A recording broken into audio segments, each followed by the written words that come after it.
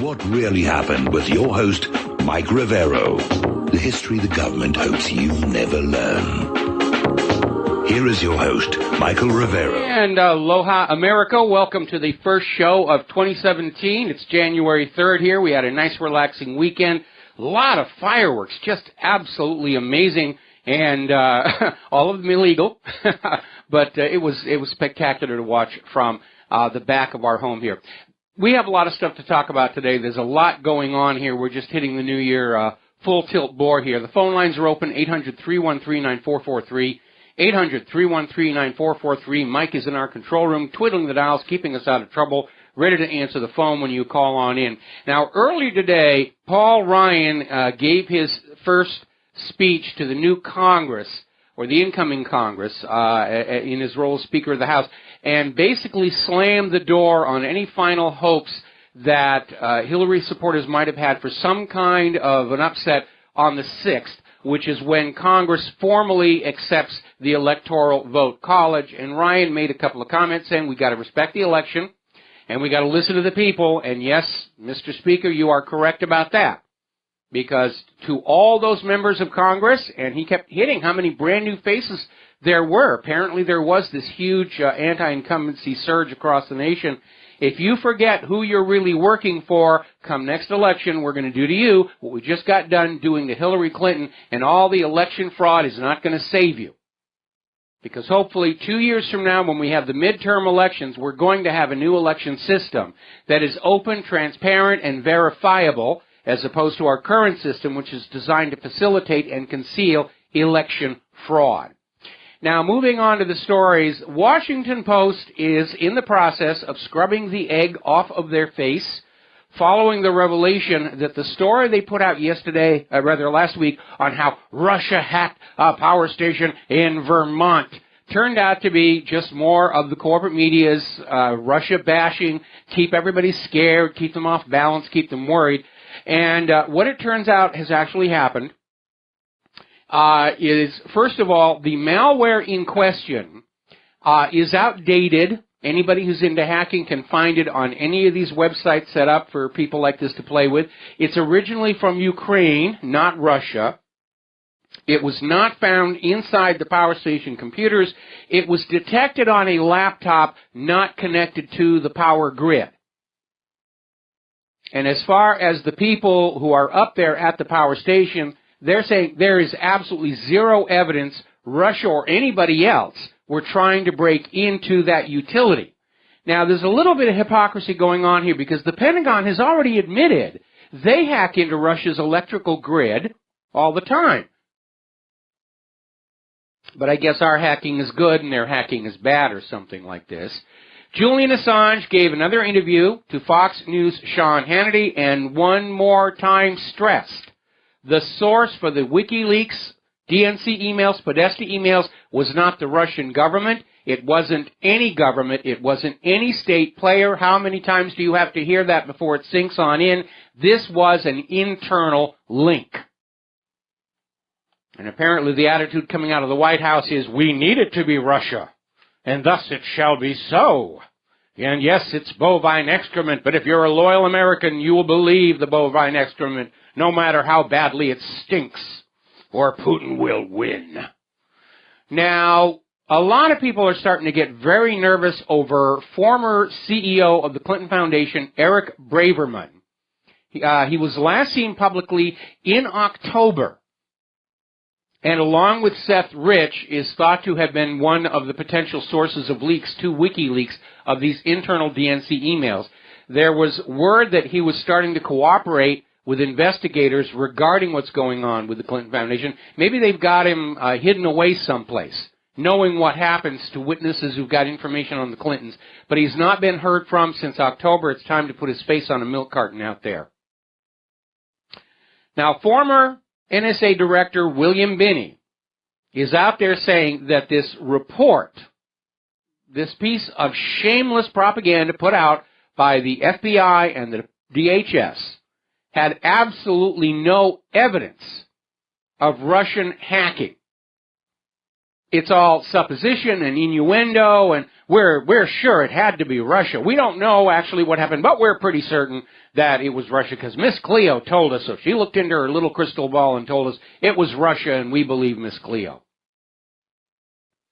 But more and more security experts are saying that tracking this malware, it goes back to Ukraine, and there's no evidence it was actually actively being used to try and break into that power station.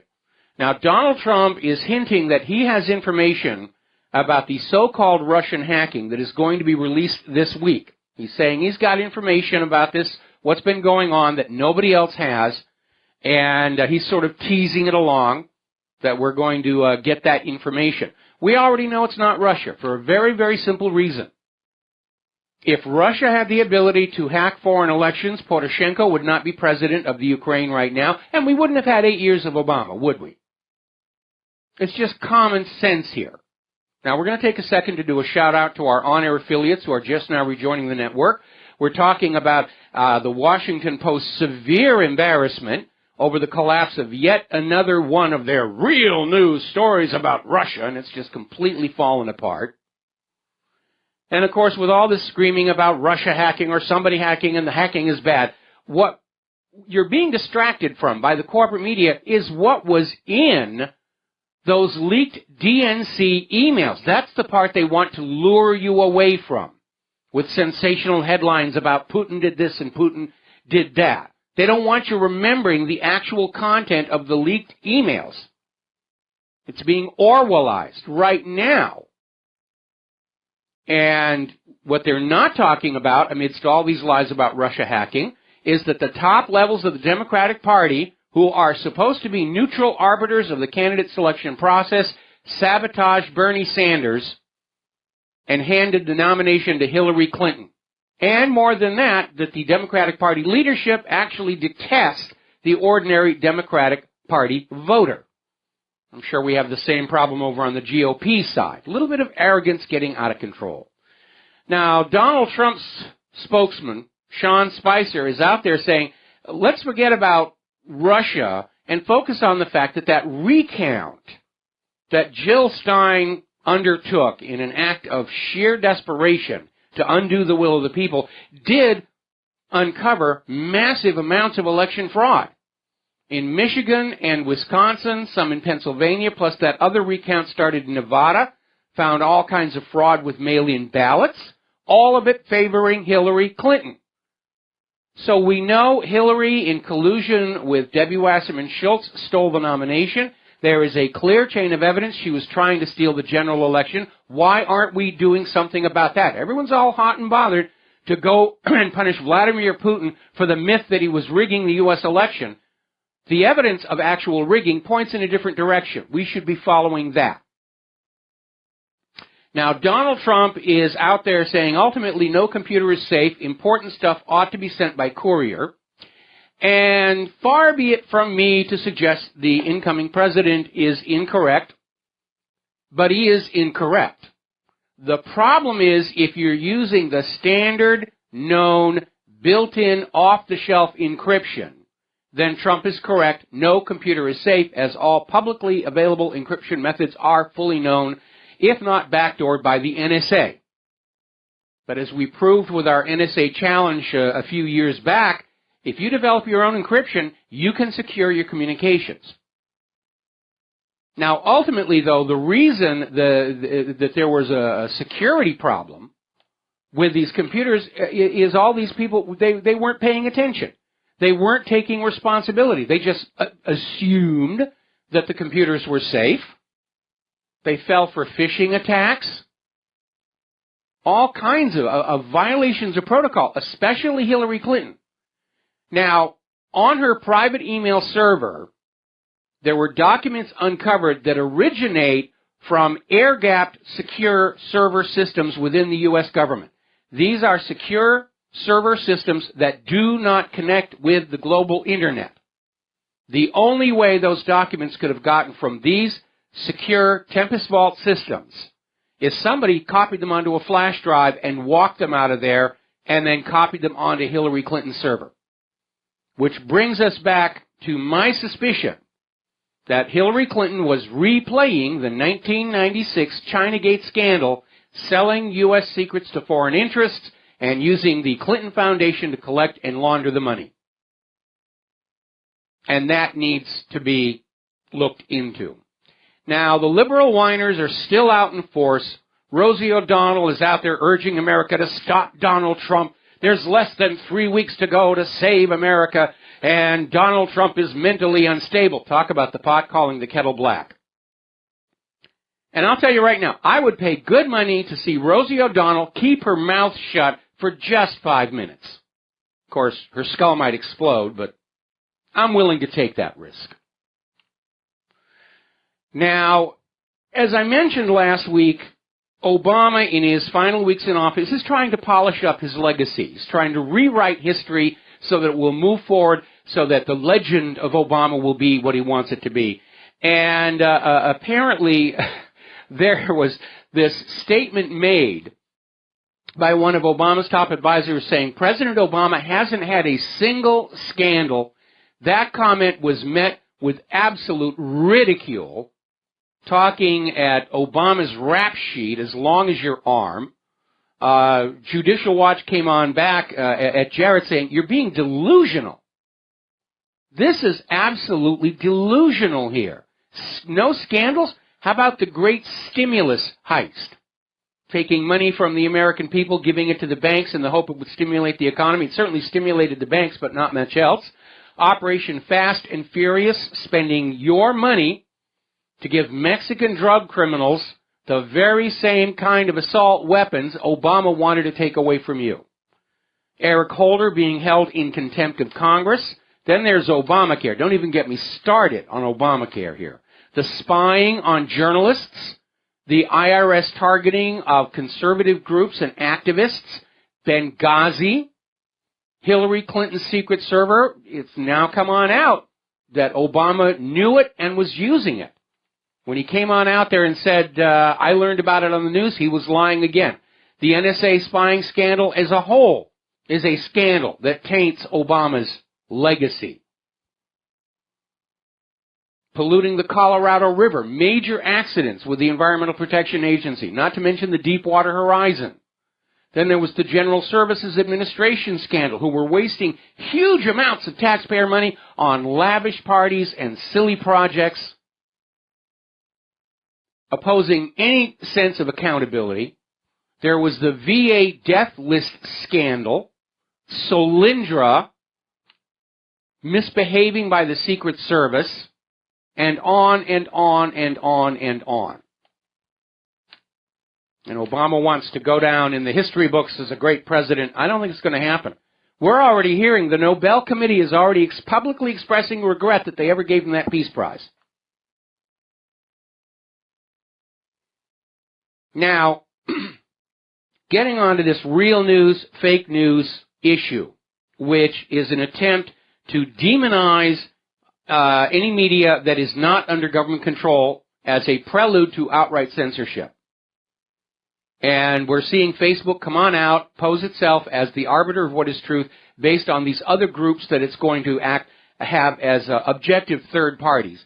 And we're seeing they're already coming under attack, first of all, for being hardcore liberal positions, and Snopes has turned out to be an incredible embarrassment.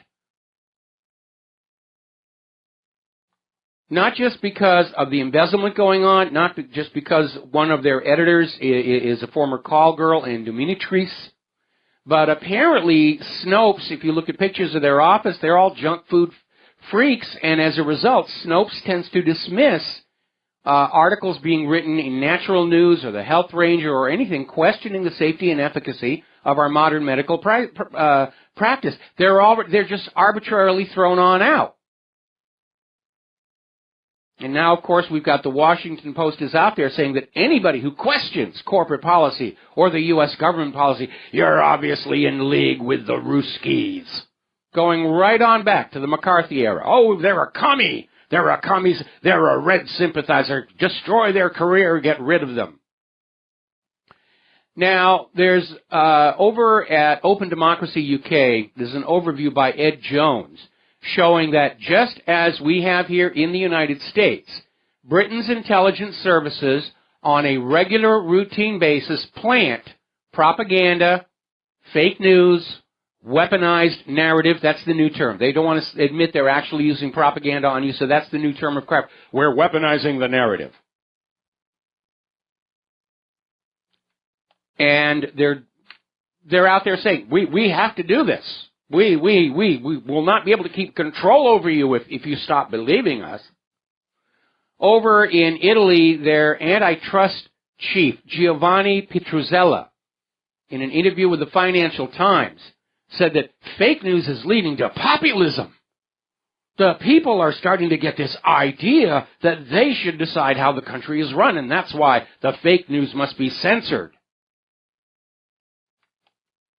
Remember that coffee mug we sell over in our online store? The fastest way to bring down a dictatorship is to force them to act like one where everybody can see it, and that's where we are right now. So, article coming on over from the New American, no less, saying that there appear to be two agendas behind this screaming about fake news. One is to continue to try and delegitimize Donald Trump's election victory and undermine his presidency, and to demonize conservative or anti-globalist media websites in order to justify censoring them. And again, I want to urge caution to all of my fellow travelers on the road to the truth, that the government is trying to plant fake news on us to make us look ridiculous, to discredit us, to open us up to lawsuits. We have to be very, very careful. We have to be more professional about news than the professional news organizations. We have to actually comply with the high standards of journalistic practice that corporate media has walked away from years ago. Now, the latest breaking news is Donald Trump is going to bypass corporate media completely. Anything he has to say to the American people is going to be put out there directly.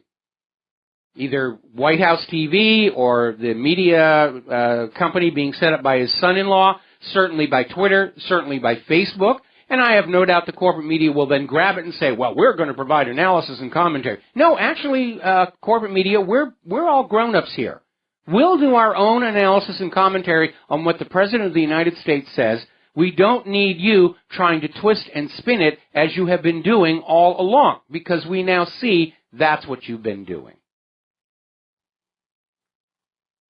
Now, over the holiday weekend, there was a shooting at an Istanbul nightclub.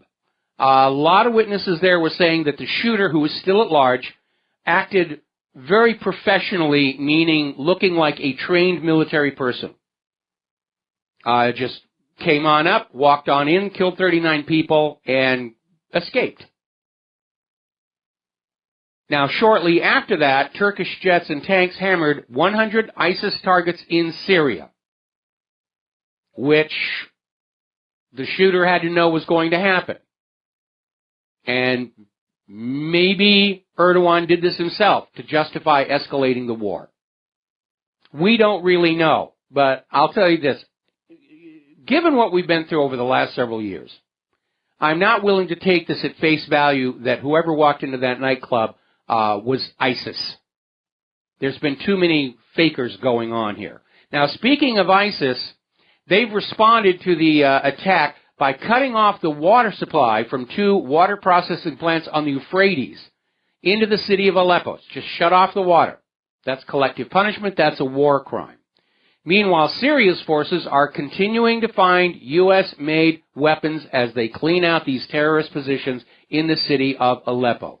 At this point, anybody who doesn't understand ISIS and Al-Qaeda were really working for the United States of America, they are just not paying attention.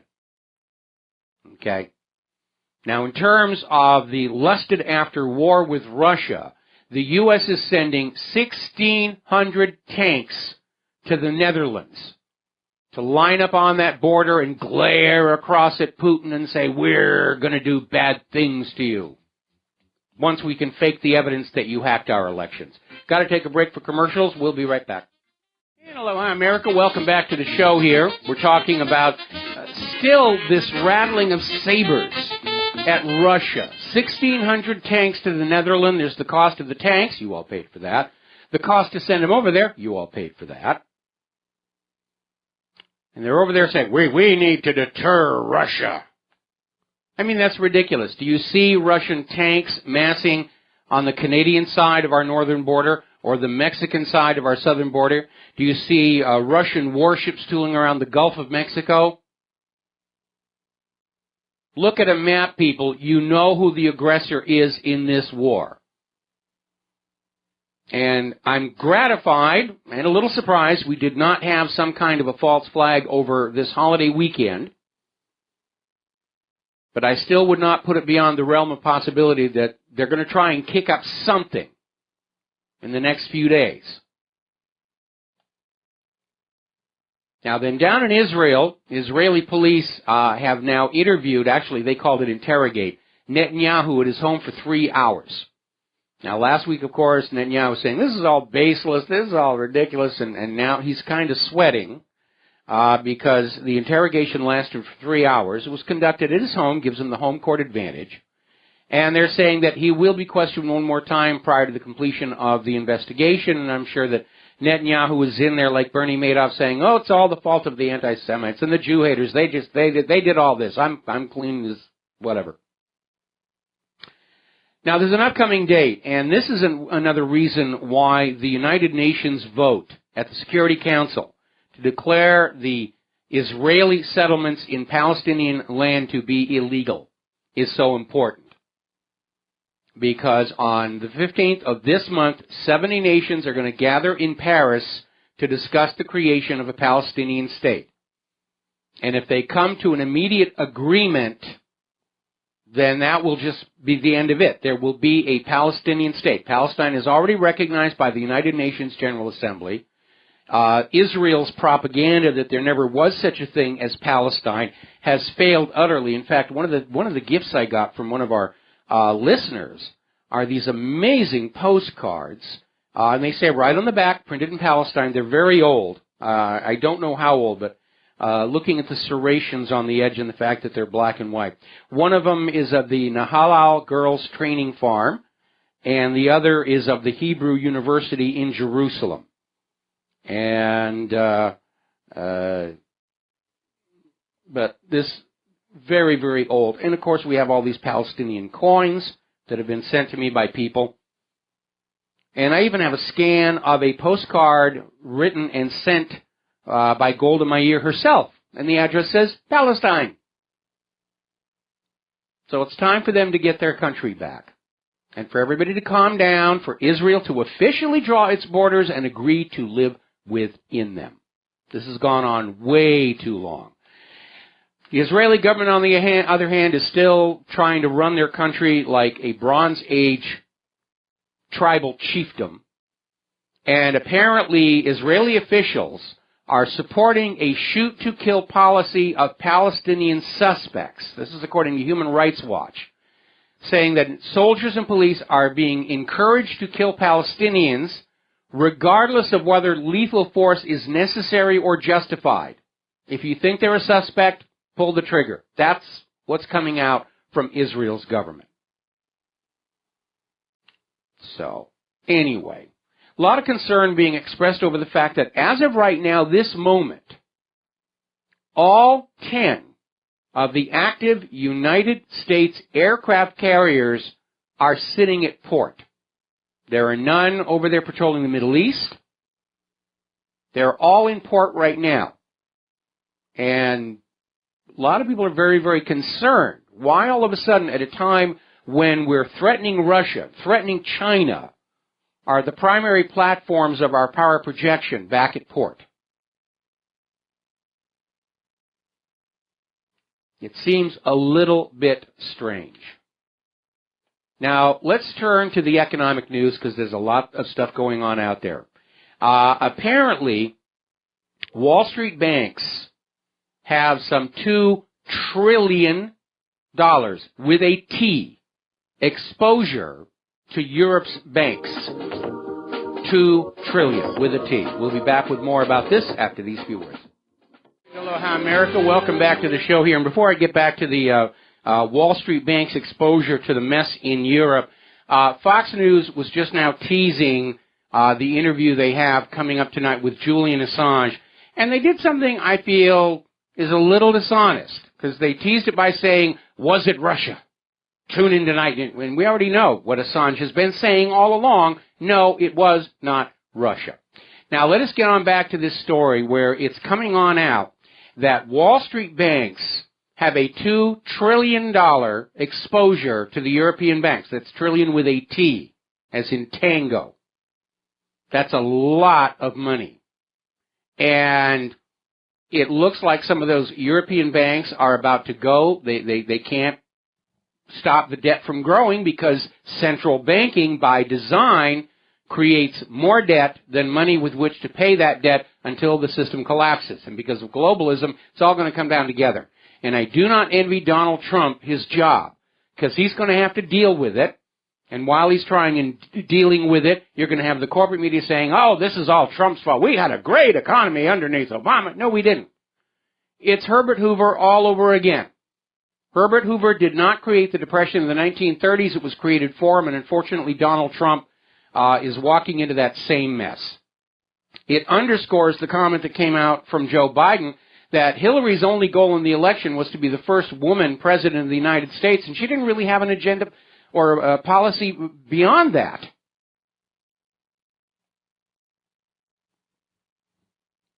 So there's probably going to be another major implosion just like there was in 2008, probably even worse.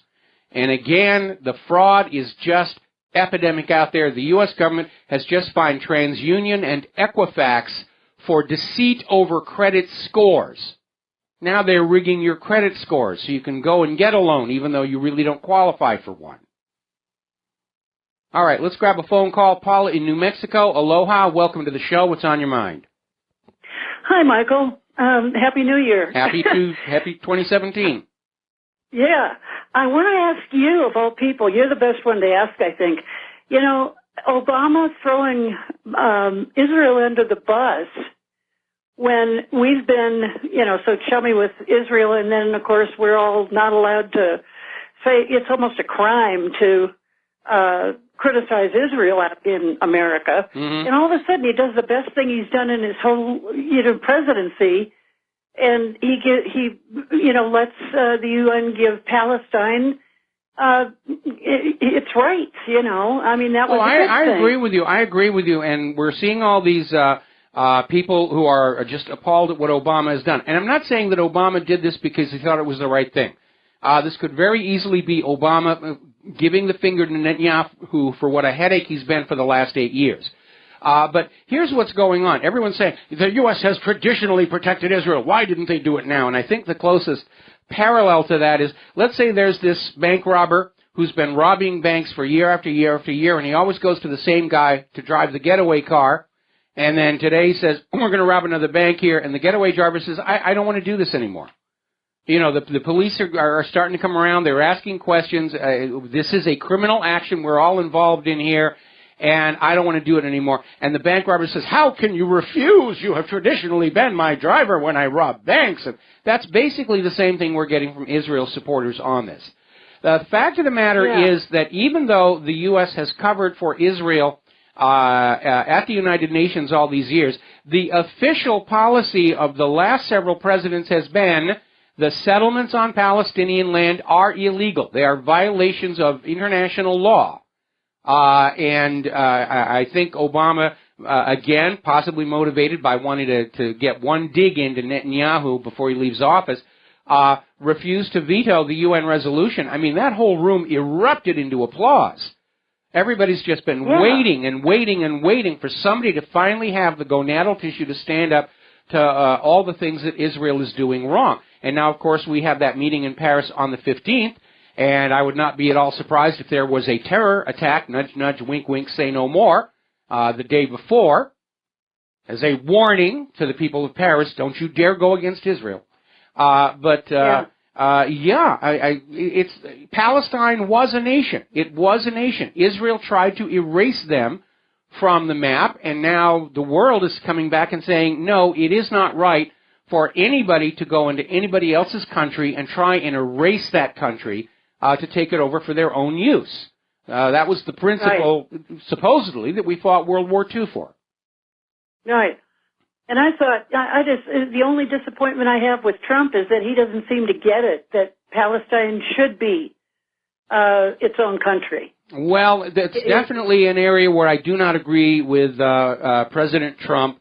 I agree with him on so many other things that he said. I think, and I've mentioned this many times before, my main complaint against Donald Trump going into the White House, he is in as many ways as dangerously naive as Jimmy Carter was.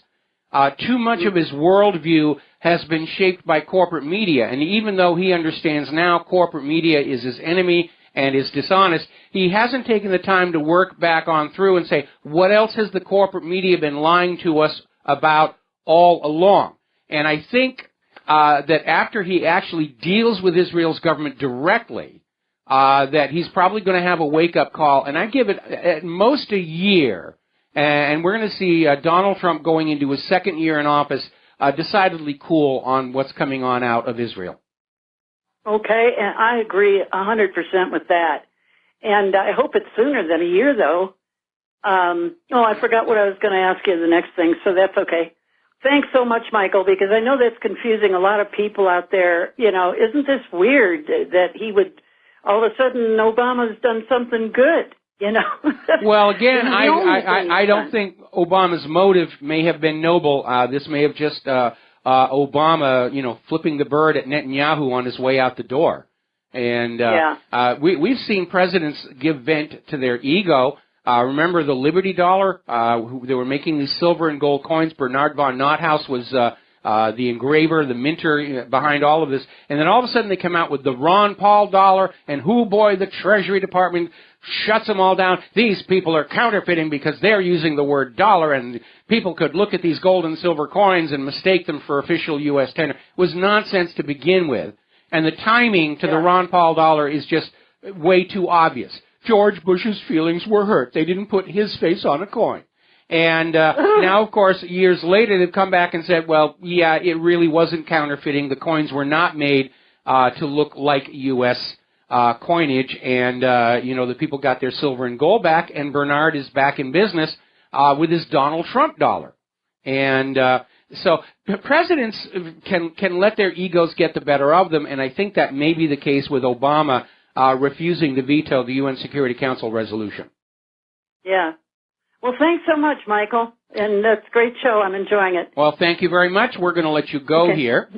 Now, we have been talking about the cash-free society and cash bans that are already starting in other countries like India, and it's caused all kinds of problems over there. And part of the rationale behind, or part of the reason seems to be to make us all dependent on the banks for all of our daily commerce for a small fee. But there may be another agenda at work, and this is coming out of yournewswire.com, where apparently Washington, D.C. Put pressure on India to confiscate gold, to pull back on the cash, and the result of that has been that the U.S. dollar is now the currency of choice for that black market. And we're seeing this also in Greece, where the war on the official cash, the euro, is resulting in a black market economy surfacing that is centered on the U.S. paper dollar. So this may be a way of reviving that whole petrodollar scam, where instead of forcing nations to be dependent on the U.S. dollar, they're forcing individual citizens to be dependent on that U.S. dollar in order to maintain hegemonic domination. Now, a German research institution is saying that if the standard of living does not improve for the people of Italy, count on them to exit the European Union. Because the message of all these private central banks anywhere on earth is always the same. You must make do with less so we can have more. You must make do with less so we can have more. You must make do with less so we can have more. And that's a tough sell when people are struggling just to stay alive here.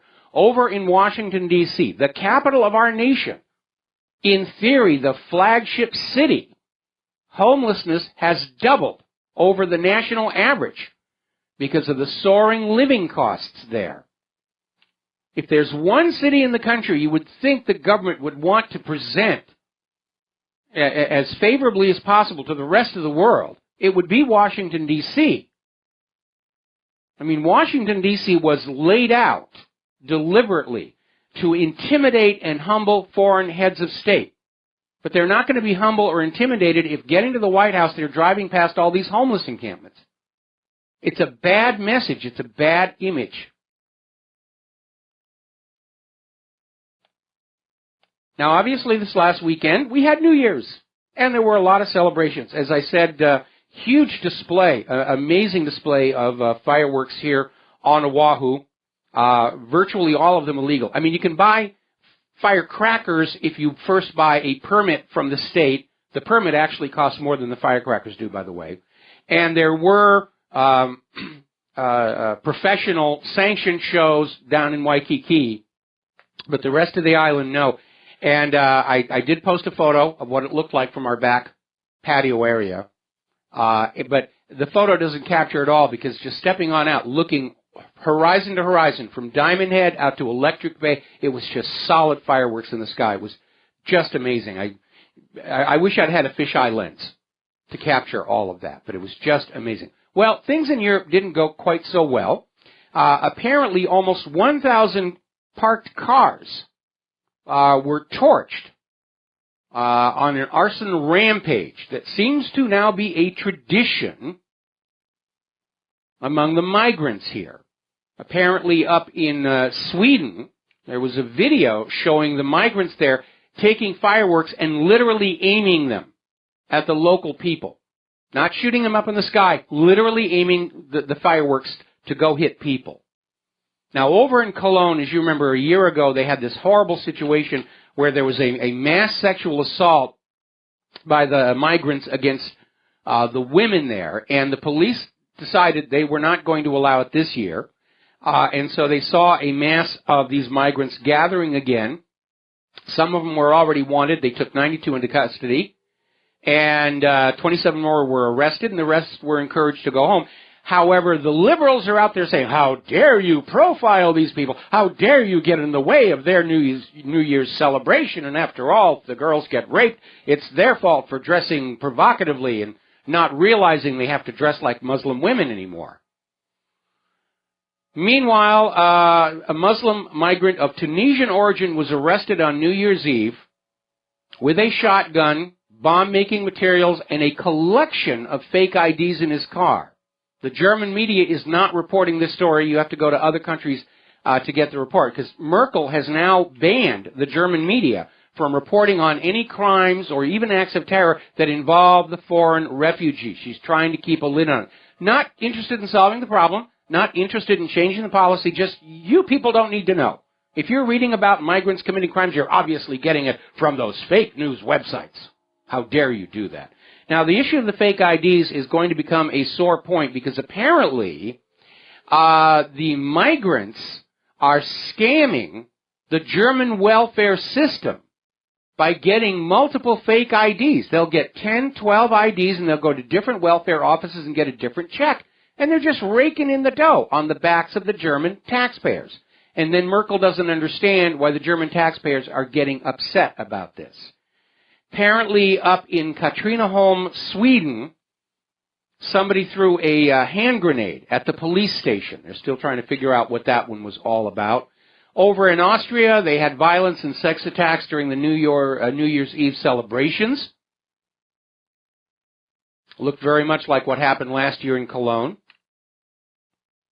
And here's where things start to get a little bit murky, because, as you know, there was that horrible attack on the Christmas market in Berlin.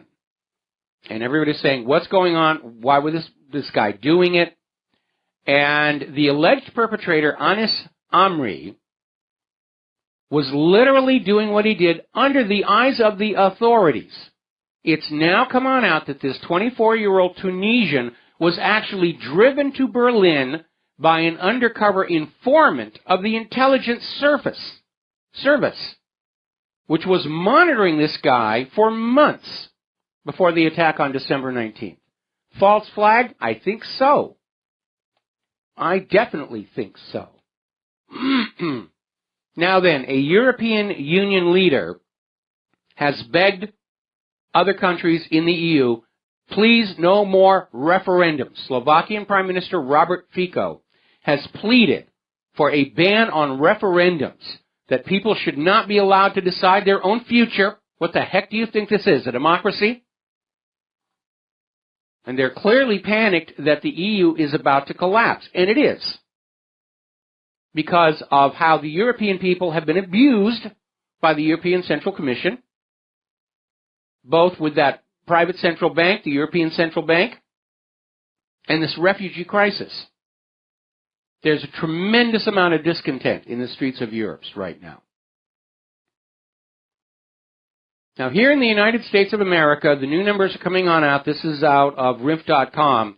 Apparently, since the year 2012, going on 5 years ago, 1,565 refugees have been diagnosed with active tuberculosis, 3 times the number previously reported. They're still trying to hide from you just how dangerous this is. Now, I remember when I was a kid, tuberculosis was just in the process of being eradicated. We had Easter seal campaigns and all the rest of it. And all of a sudden, tuberculosis is gone. You're never going to have to worry about it again. Well, unfortunately, yes, you do. And much of these TB infections are the drug-resistant variety. Very difficult, bordering on impossible to actually treat. This open borders refugee issue has become a serious threat to the public health. And I'm sure the medical industrial complex is all hot and bothered saying, oh, we're going to make lots of money from TB medicines and the rest of it. But what happens when the entire U.S. workforce is sick or autistic and there are no more workers? What happens to our economy then? We'll be right back. Hi, America. Welcome back to our show here. Still getting more news out of Europe from the New Year's. Apparently in the city of Dortmund in Germany, there was literally a mob of more than 1,000 men chanting Aloha Snack Bar, or whatever it is they say, launching fireworks directly at the police and set fire to Germany's oldest church. So tell us again, Angela Merkel, how this whole immigration refugee thing is going to work on out. And don't give me this thing, you're heartless if you don't let the refugees come on in. How about we go back and we look at all these U.S. wars of aggression that made these people refugees in the first place? Let's look at all these non-governmental organizations run by George Soros, who's pushing for his New World Order, who baited and lured these people into leaving their home country and coming to Europe thinking they were going to be given this wonderful life for free. Why don't we talk about the heartlessness of that? Now, we're going to go ahead and take a phone call. Dustin in New Jersey, aloha, welcome to the show. What's on your mind? Yeah, hi, Mike. I don't think Erdogan would be behind that attack. I think that was the message, along with the Russian ambassador getting killed over there, and also the plane that crashed in the Black Sea. This is all, there's just too much to go on in this short amount of time, don't you think? You could very well be right that the Istanbul Club was a warning to Turkey to pull back from Syria, and Erdogan basically went the other way and said, well, the heck with you, and attacked all these ISIS sites. But I got to tell you, just like the Christmas market thing, this Istanbul shooting, the description of the shooter by the witnesses there, military bearing, very calm, didn't seem to even react to the fact that he was shooting people, was either on some serious medication or it's somebody who's just used to shooting human beings. Exactly. I mean, it was a professional job. I mean, they're easy to come by, I guess, for the establishment. People need to realize this is not a U.S. thing. This is a globalist, neoliberal, France, Germany, Britain, United States, Israel, this, plus the Wahhabis. This is a small group of oligarchs that is doing all this because they're afraid of losing power. That's what it's coming down to.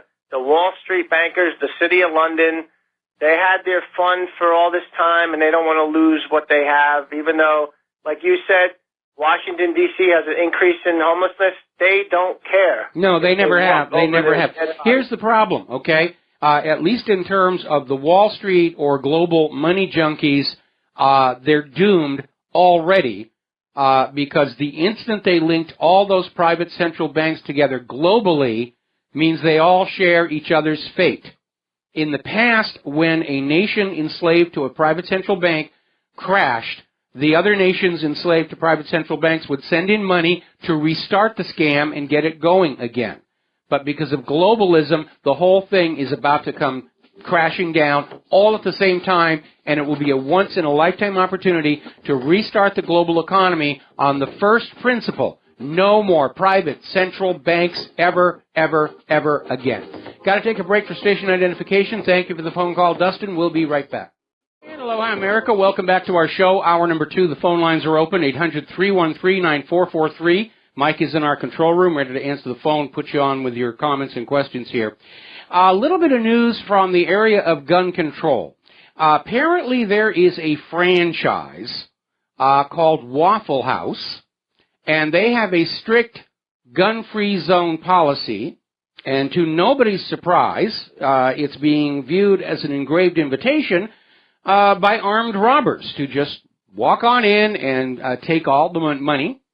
You can do a search for Waffle House robbed at gunpoint, and apparently just in the last few months, their restaurants have been hit in Georgia, Missouri, South Carolina, Tennessee, and Arkansas.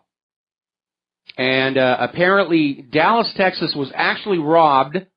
The location in Little Rock was robbed twice on the same day. The robber in the Dallas, Texas area, they caught him, robbed 2 different Waffle Houses the very same day in December. Most of them get away with it. So what happens when you're working at a place and you're sick and tired of having people with guns come on in and take away all your money? Well, you fight back. And apparently a waitress was carrying a gun and fended off the robbers, thwarted the robbery, for which she was fired for violating Waffle House's gun-free zone policy. When are the liberals going to wake up and realize that gun-free zones are where the criminals go?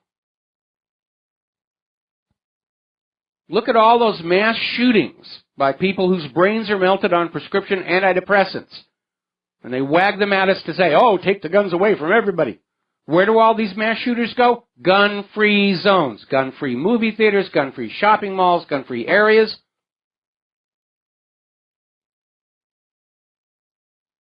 It's time for a little more common sense to come back to our society.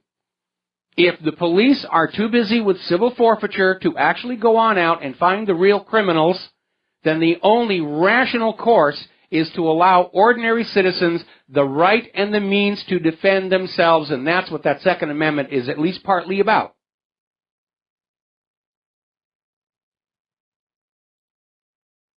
A sign that says gun-free zone is an open invitation to crime and mayhem. Come on in, have fun. Nobody's going to shoot back at you. I think it's time to replace all these gun-free zone signs with something that reads a little different. Dear criminal/psychopath/terrorist, 10% of the people in this area are carrying concealed. You guess which ones. Remember what happened in Kennesaw, Georgia? Now, this happened a lot of years ago, and you probably didn't see this on the corporate media. Kennesaw, Georgia was going through a major crime problem, and their response was to pass a law at the city council requiring every resident in that town to own a firearm, and the crime evaporated. It went away. Criminals and terrorists and psychopaths do not want to go where the people are armed. Sometimes I think that the gun control people are actually working for organized crime to make it easier for their lower level employees to harvest from the population, to create a safe working environment for their drug dealers and muggers and rapists and what have you. Because looking at the reality of gun control versus crime, it's very obvious that anti-gun equals pro-crime. Disarming the law-abiding has not solved the problem, has it? Not one tiny bit. And you know what really irks me on this issue? Every time there's another terror attack over there in Europe, and the corporate media comes in and says, you shouldn't blame all the Muslims for the actions of this individual. Why can't gun owners get that same deal? Anytime there's a shooting, oh, we got to take all the guns away from everybody. Liberals love to do that. That's their best solution. Somebody commits a crime with a gun. Oh, take guns away from everybody. That'll solve everything. Somebody posts something they don't like on the internet. Oh, take away freedom of speech from everybody. That'll solve it. It's amazing. Okay, now getting into the area of computers, with all this brouhaha over hacking, apparently there was a major computer outage at U.S. airports yesterday evening in the customs system, where when you're at the border checkpoint and they scan your little passport, or the new ones have the radio chip in them, and it goes to a computer and says, yes, this person is okay, that person isn't okay. That system broke down. And so as a result, people were just piling up behind those customs checkpoints. None of them could be let through. This went on for hours on one of the busiest travel days of the year, and I'm just waiting for somebody to come on out from the corporate media and say, this was Russia's hacking the customs computers just to annoy us and tick us all off. We're going to do a quick shout-out to our on-air affiliates who are just now rejoining the network, and we're going to go to the phones here. Ken in Fort Worth, aloha. Welcome to the show. What's on your mind? Oh, howdy. Howdy. Some people say that we start cutting up Israel or Jerusalem, God's going to cut up this country too. I don't want that to happen either. Well, every time Netanyahu's made that threat, something bad does happen, but God's got nothing to do with it. It's usually the Mossad. And nobody's talking about cutting up Israel. What they're talking about is Israel going back to its original borders and sticking with them. That's one thing. Yeah. And first of all, that country is over there and we're over here. But it scares me if, we start going over, so we're going to divide Jerusalem up or Israel up or whatever we're going to do, and guys come over here and make Mississippi bigger. I didn't quite get the linking on that one, but let me clarify something here, okay? Nobody is cutting up Israel. Nobody's breaking it into parts. The city of Jerusalem was declared a shared city by the United Nations.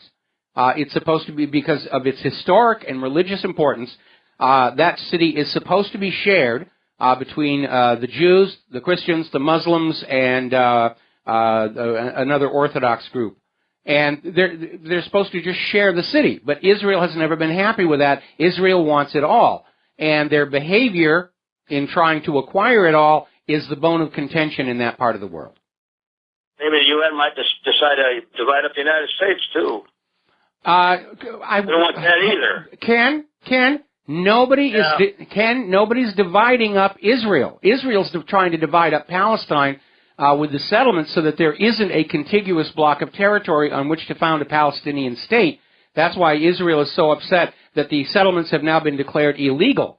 Because if you look at the settlement maps, they're very clearly placed to break Palestine into little tiny fragments.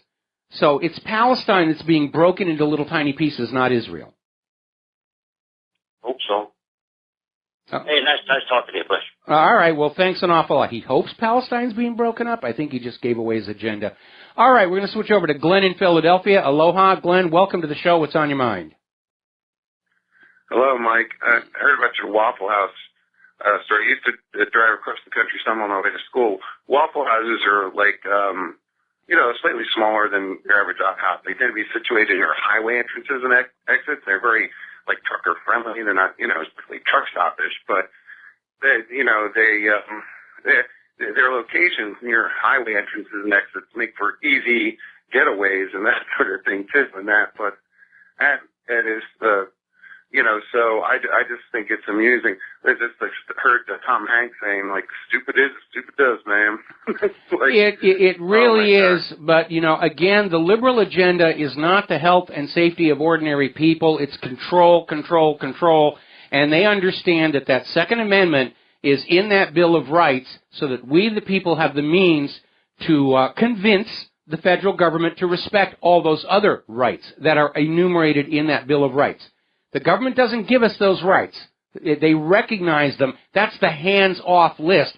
And we have seen that list under constant attack. The NSA is openly violating the 4th, 5th, 9th, and 10th Amendments. We're seeing free speech come under attack with all this fake news nonsense or hate speech nonsense. We're seeing the Second Amendment constantly being eroded. Jim Fetzer came out with this article just saying, it's weird. Russia is turning into the United States of America, and the United States of America is turning into the former Soviet Union. Right. Yes, definitely loss of freedoms and, subversive, groups subverting the Constitution, yeah. About the Waffle House story, you mentioned this woman thwarted the robbery. You didn't say whether or not a shot was fired. The article didn't. The phrase they used was fend off. And it doesn't say that shots were actually fired, but she was let go from her job because she was in violation with the gun-free zone policy. And one of the big complaints I have about the gun grabbers is they seem to feel that a woman lying dead in an alley, raped and strangled with her own pantyhose, is preferable to that same woman explaining to the police how her attacker got shot. Yeah, exactly. One other thing you talked about earlier, you mentioned somebody using the term weaponized narrative. Yes. As if that's better than fake news. I think that's kind of a bad phrase because upon whom does one use weapons? On us. Enemy. On us. And an enemy, yeah. Yeah, well, the government sees us as the enemy. We don't trust them anymore. We don't believe in them anymore. We don't do as we're told. We're straining at our slave chains, and they do see us as an enemy. Now, the phrase weaponized narrative is not a replacement for fake news. It's a replacement for propaganda. Because we all know propaganda's got a negative connotation. We don't want to be propagandized by our government. There used to be a law saying they couldn't propagandize us. They took that one back. So now they're going to change the name.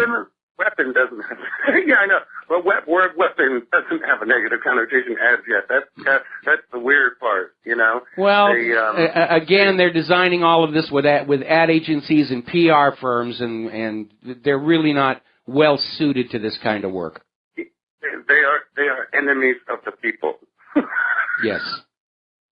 All right, thanks, Mike. Take care. All right, thanks an awful lot. We're going to let you go, and the phone lines are still open, 800-313-9443 if you want to call on in.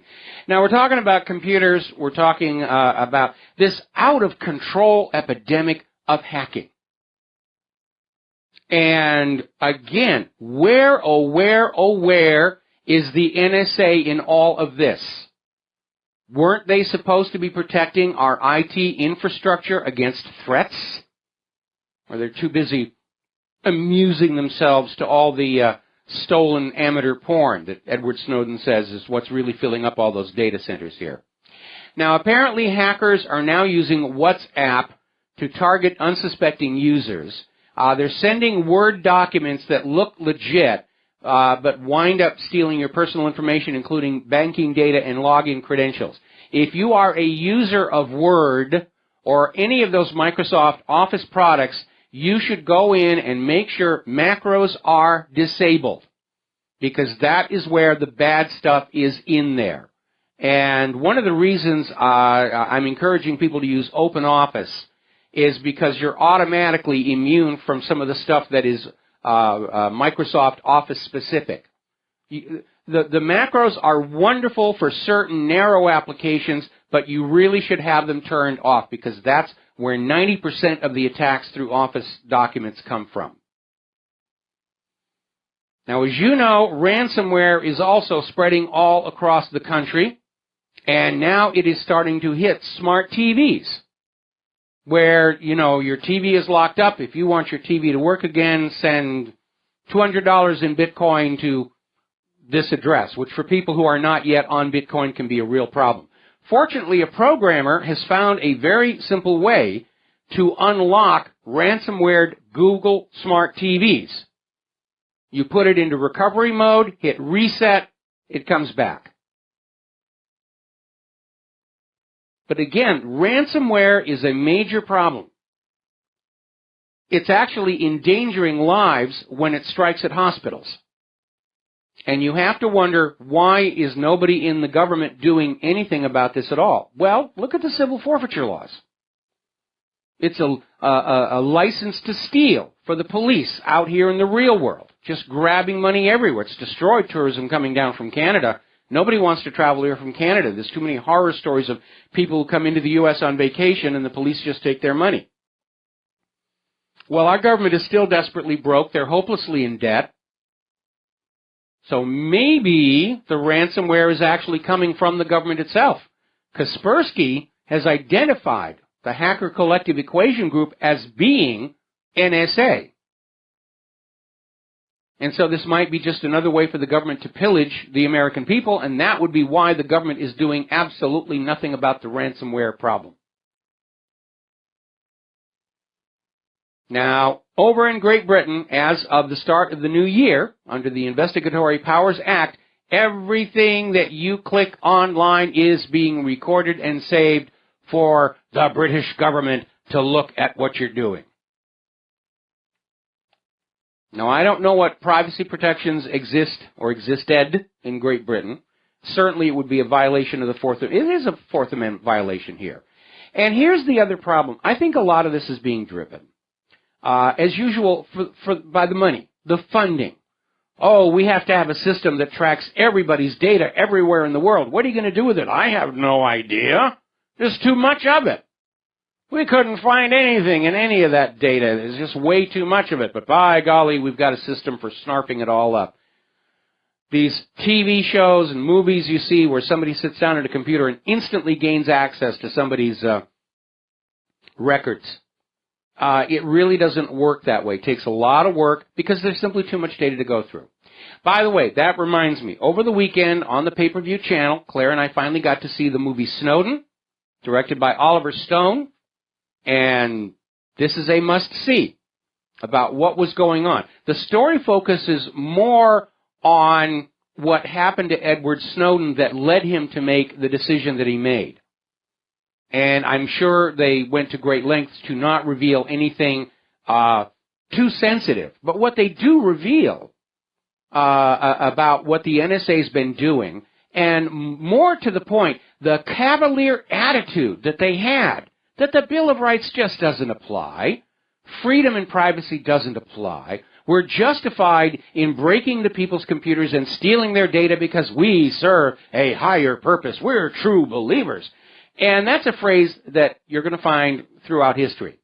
And it's always been a problem for every political system, that you will have in there individuals who are absolutely convinced that because they serve some higher, more noble purpose, that they should be exempt from the laws and restrictions. I'm doing great things, therefore I can break the rules. And on that path lies tyranny. So the movie is Snowden. It's available on pay-per-view, and I recommend it highly, highly, highly. Now, I'm looking at an article over at WindsorStar.com. Sarah Kaplan, Donald Trump might just make going to the moon great again. And I certainly hope so.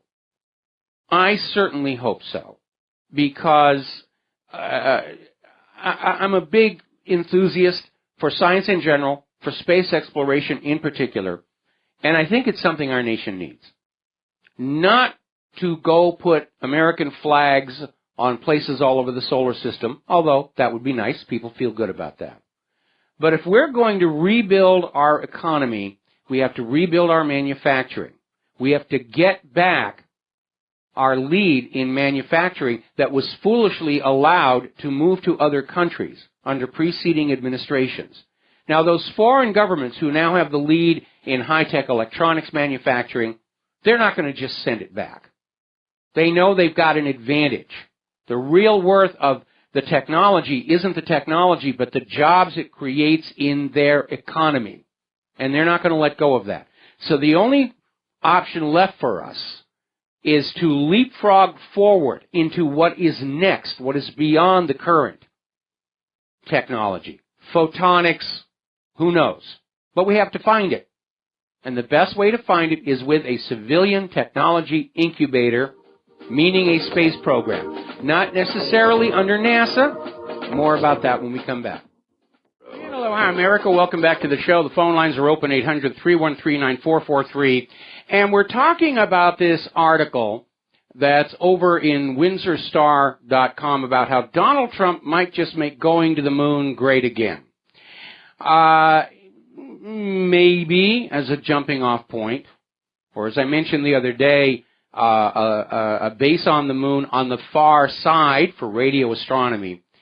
But in a general term, we need a new space program, a revitalized space program. We need a space program that is rededicated to solving the problems of going to the other planets in our solar system, and in the process of solving those problems, coming up with the new technologies on which to found new industries, which will create new jobs, new products that we will sell to the rest of the world.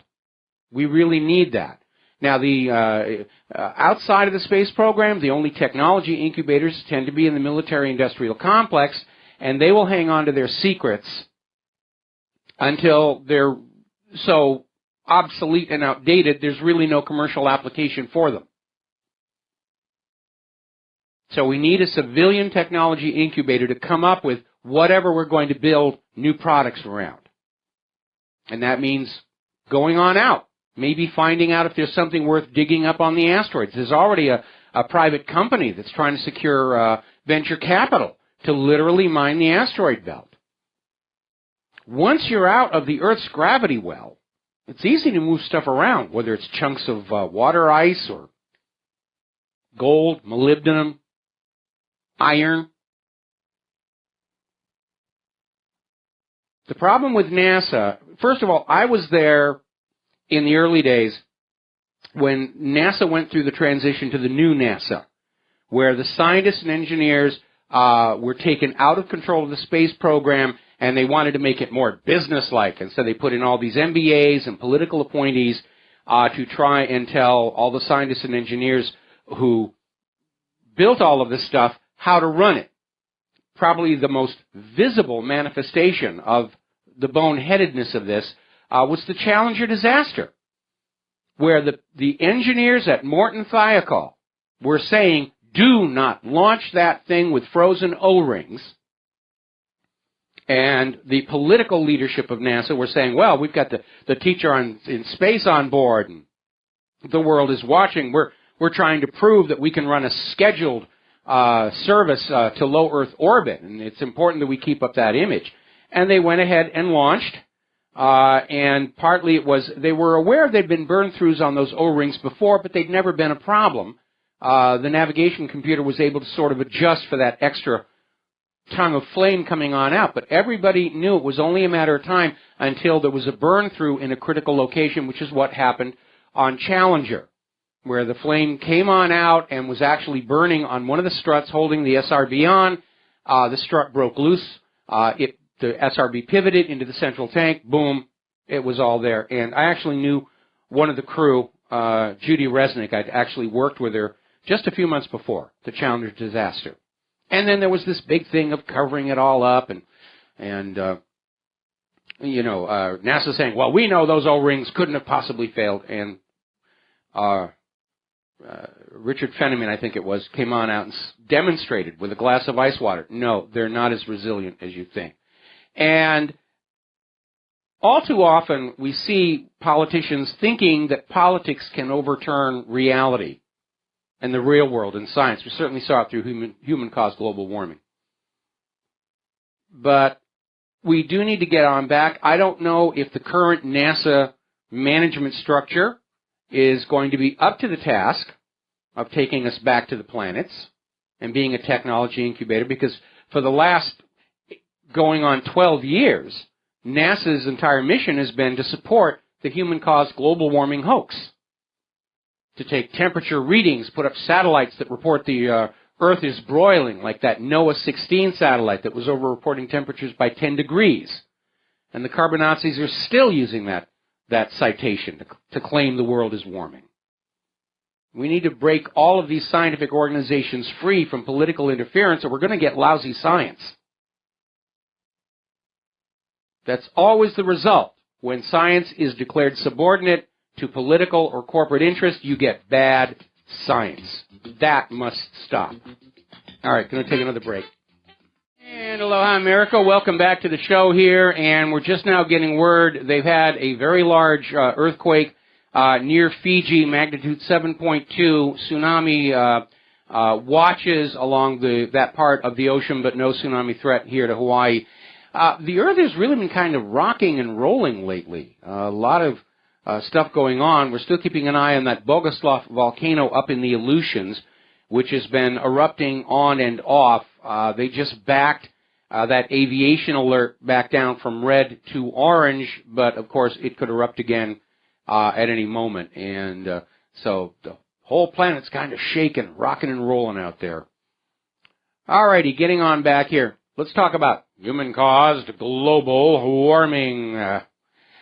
Because anybody who says there's no such thing as a grand conspiracy to defraud the public, this is it right here.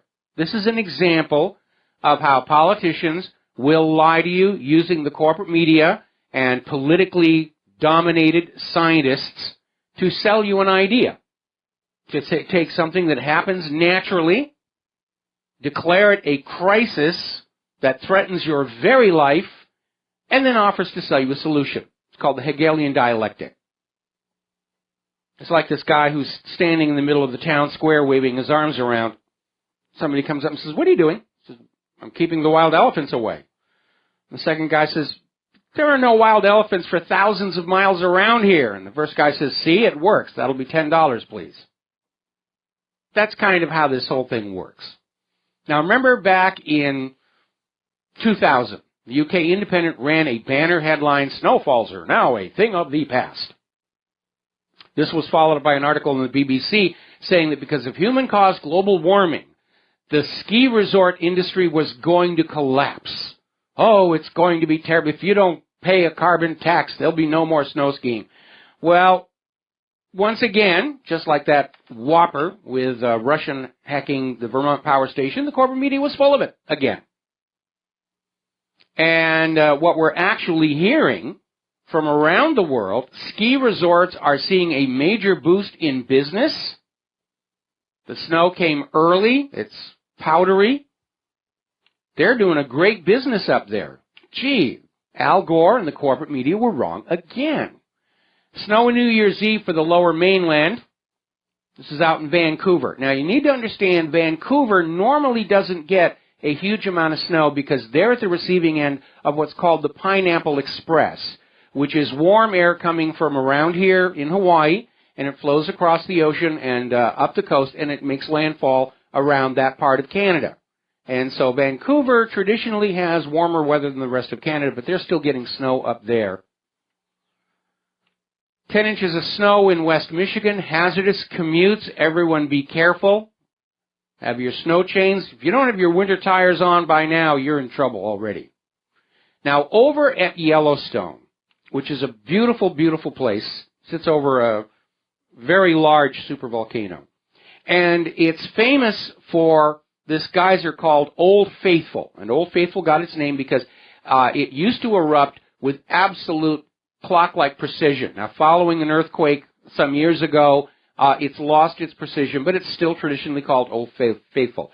It is so cold in Yellowstone right now that the boiling hot water coming out of Old Faithful is freezing instantly. And what tourists are seeing is a snow geyser.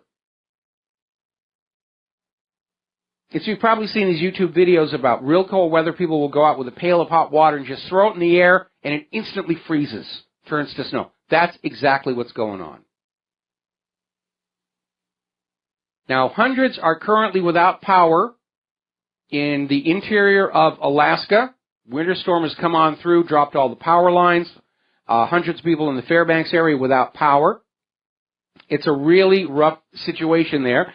And, of course, the Environmental Protection Agency is in there reminding the Alaskans that they shouldn't be burning wood to stay warm.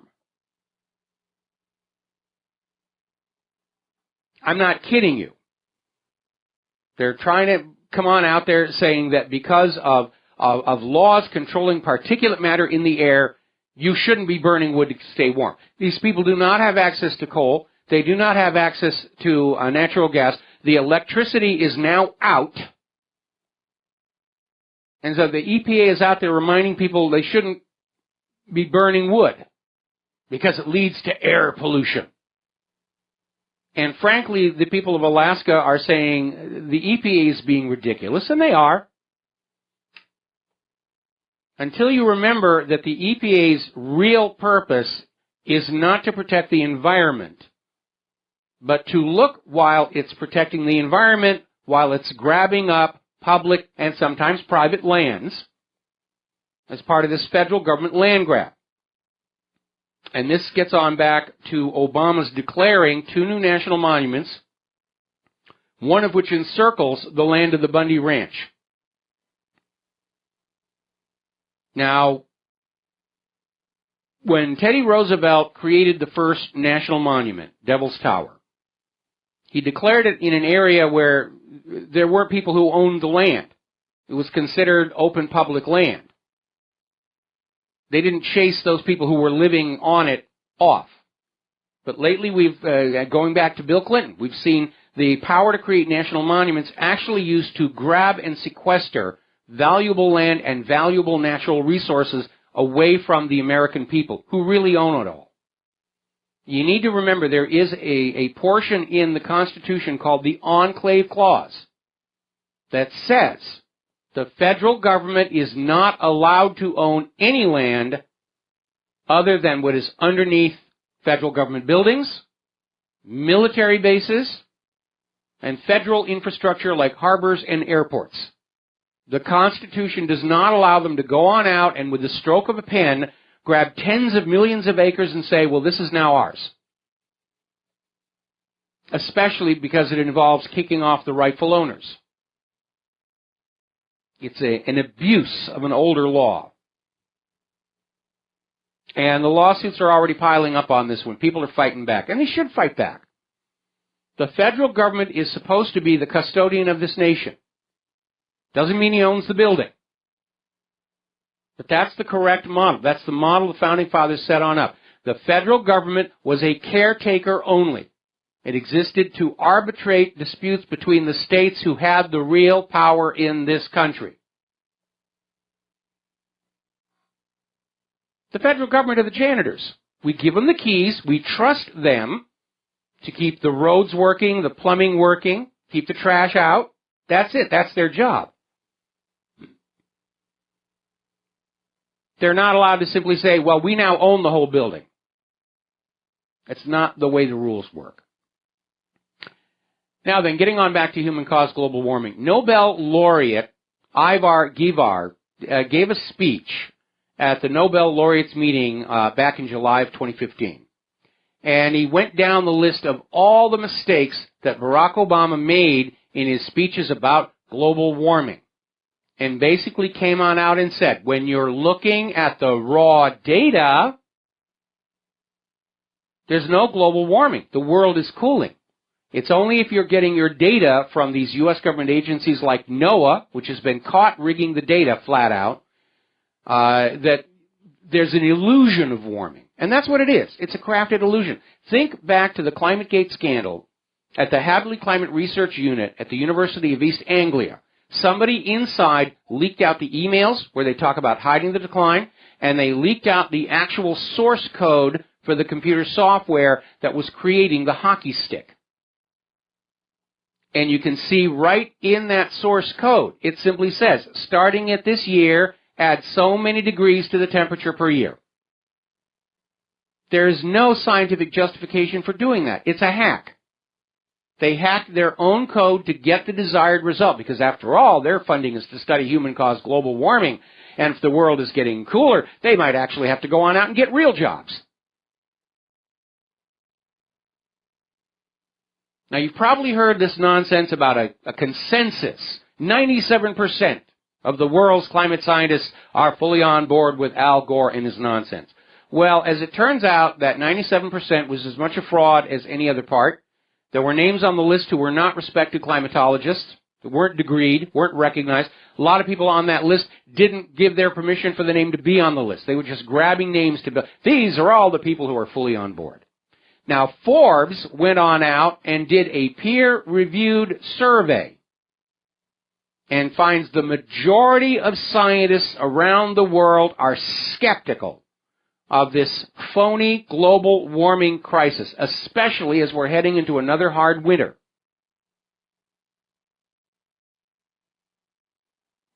Now, when you look at some of the silliness that has come on down to support this agenda, why isn't it warm where I am? Oh, well, it's cold where you are, but trust us, it's broiling hot in the Arctic or at the bottom of the ocean, places you couldn't possibly get to and check for yourself. Just take our word for it. We're the government, after all. You can't trust your government. Who can you trust?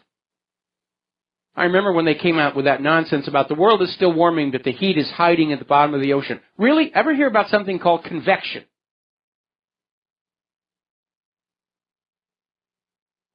As I mentioned before, one of the big embarrassments was this satellite that was put up to monitor global temperatures, NOAA 16. And it was dutifully reporting, oh, it's a hot planet. It's hotter than we thought it was. And NOAA didn't even bother double-checking their own data. They just went with it and said, oh, yeah, this is it. These are the numbers that we want. And it took literally thousands of independent researchers on the ground to say, look, I've got a thermometer here, and it's not reporting what your satellite says should be outside the window. And finally NOAA said, oh, all right. And they yanked the data off their servers. It's not there anymore. But that hasn't stopped everybody who's pushing global warming from continuing to claim NOAA 16 proved the Earth was warming.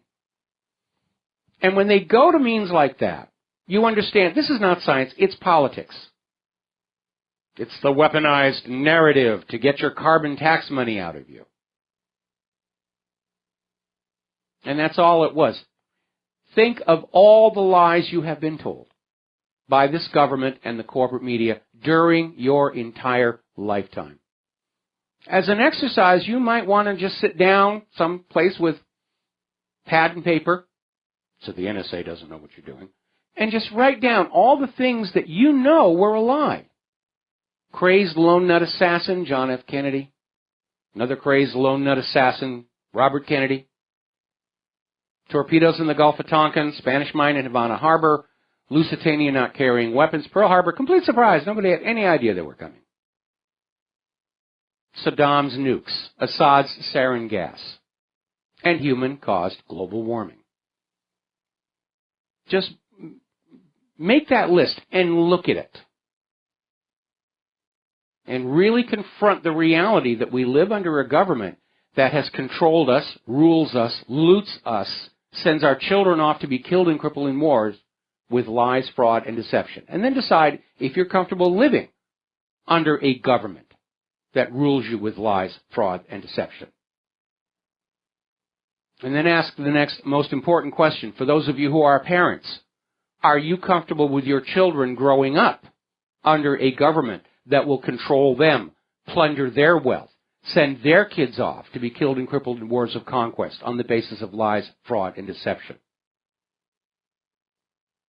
We know we're being lied to about so many things.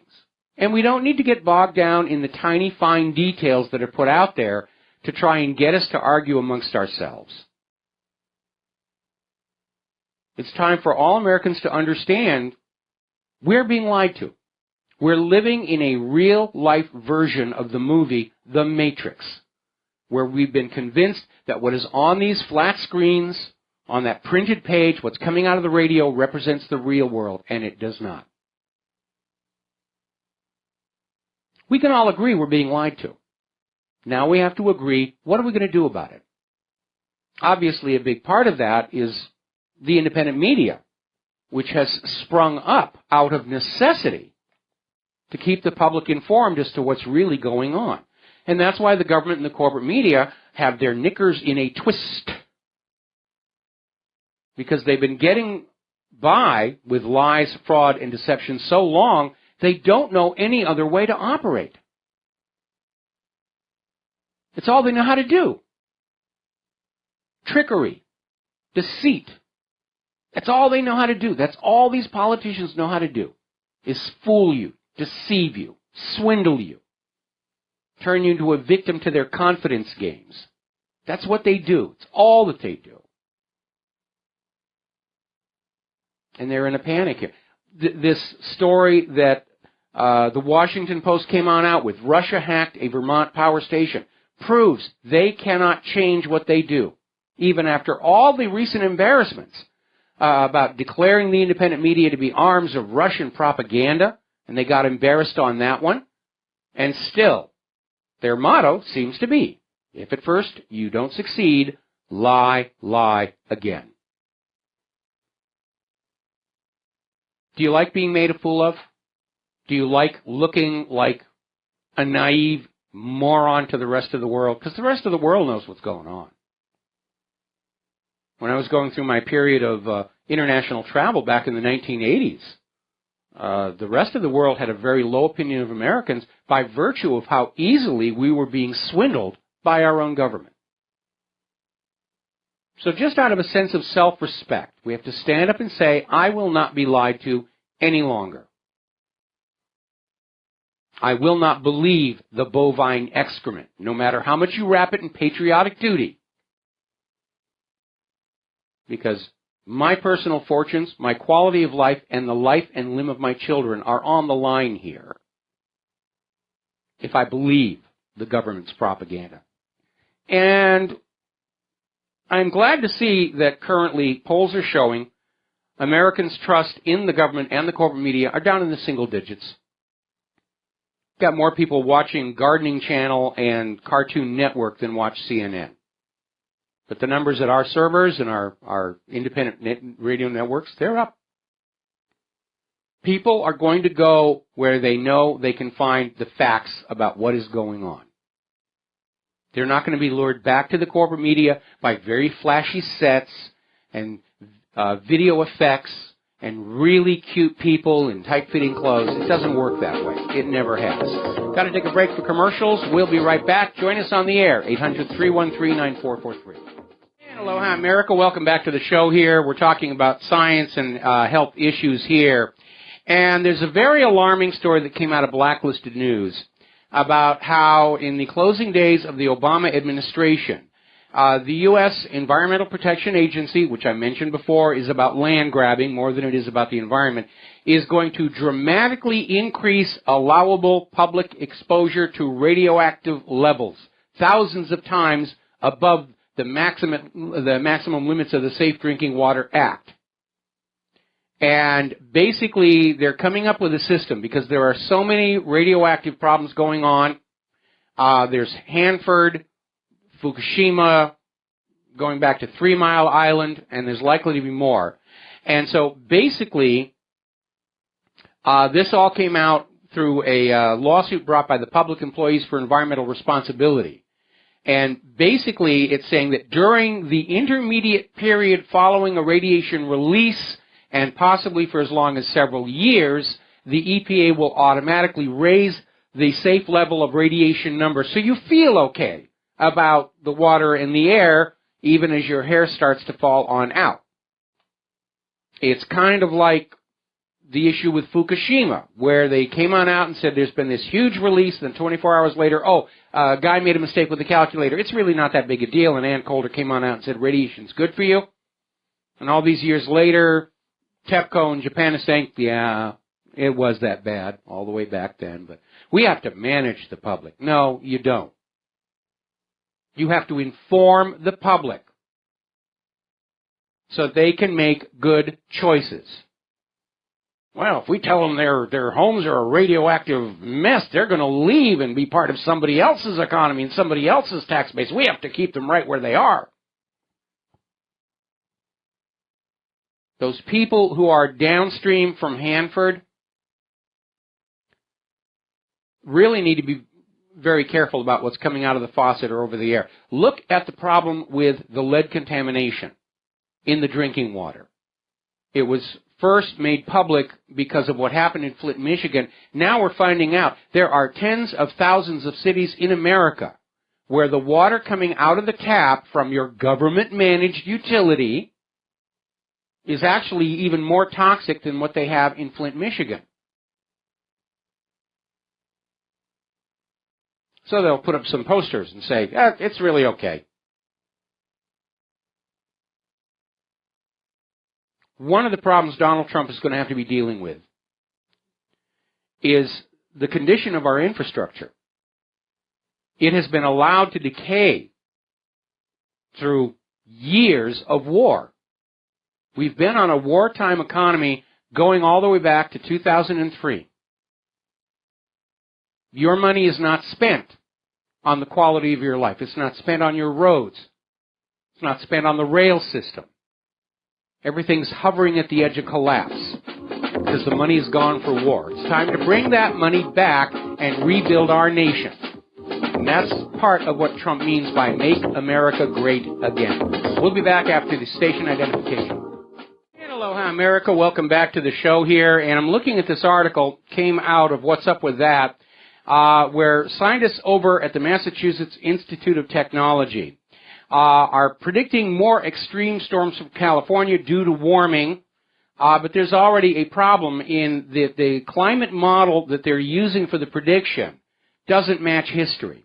And one of the big problems with the global warming cult, as it were, is the over-reliance on computer models and the failure to go back and validate that they're actually mimicking something approaching reality. Now, computers are just wonderful calculating machines, but they're only going to produce a result based on whatever assumptions and raw data are fed into them, garbage in, garbage out. And we've got quotes from some of the so-called lights of the global warming cult saying, we don't need to go out and make field measurements. We have the model. The model tells us what we want to see. And that, of course, is complete, utter nonsense. If your model is not mimicking reality, the model is flawed. Now, given that these are people at MIT, I can understand a certain arrogance from them. My father went to MIT, and I got to see the personality up close. It's not just that they must be right, everybody else must be proven wrong. And sometimes that institutional arrogance can blind them to the fact that, yeah, they are, in fact, making some mistakes here. Alrighty, let's grab some phone calls. Dorothy in Pennsylvania, aloha. Welcome to the show. What's on your mind? Aloha. I have a question, and I could be really slow on the uptake on this. What is a land trust fund, and is it legal for retired teachers to invest in? Boy, we're off the edge of the map here, and I think you're going to have to talk to your financial planner about that. I mean, if you look at my bank account, you realize I'm nobody's expert on how to make money. So, but I think the reason for caution... I'm not a teacher. I'm not a teacher. I just don't know what a land trust fund is.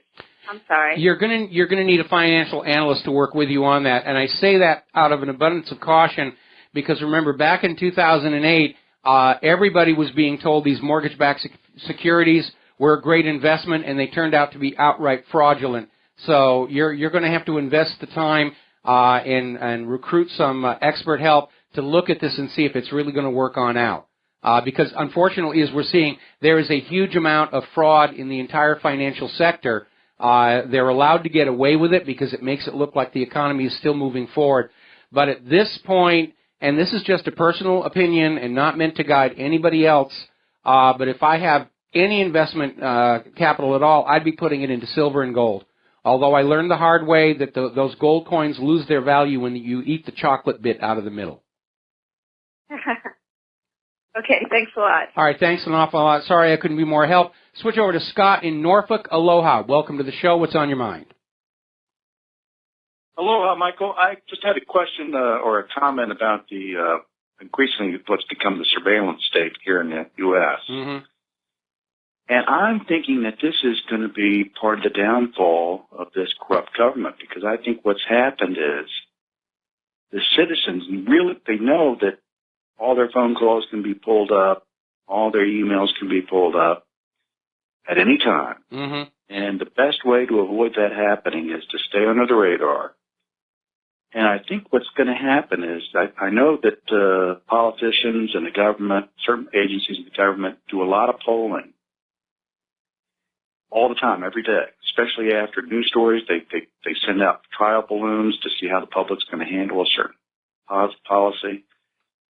And the feedback they're getting is not the honest feedback. I think a lot of citizens who are getting polled are not telling the truth because they know, listen, my calls they could be pulled up at any time.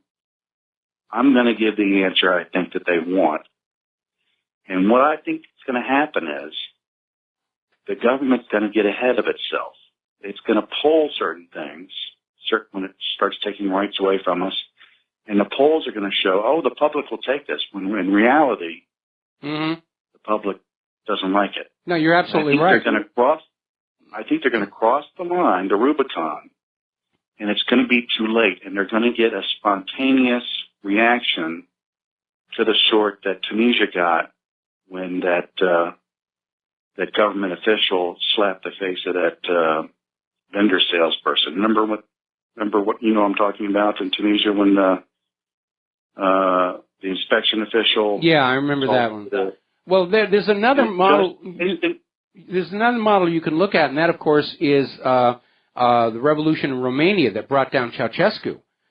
Because 2 weeks before it all fell apart, anybody looking around Romania would have said, well, the Romanian people are happy with this. Yes, there's TV cameras on every street pole and everything, but they seem to be okay.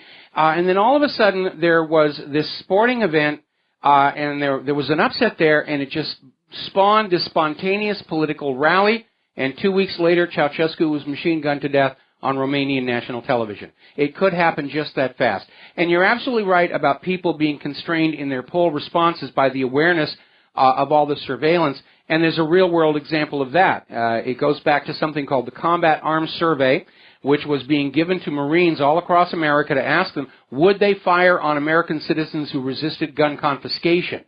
And I knew this gentleman who'd been at 29 Palms when this was going down.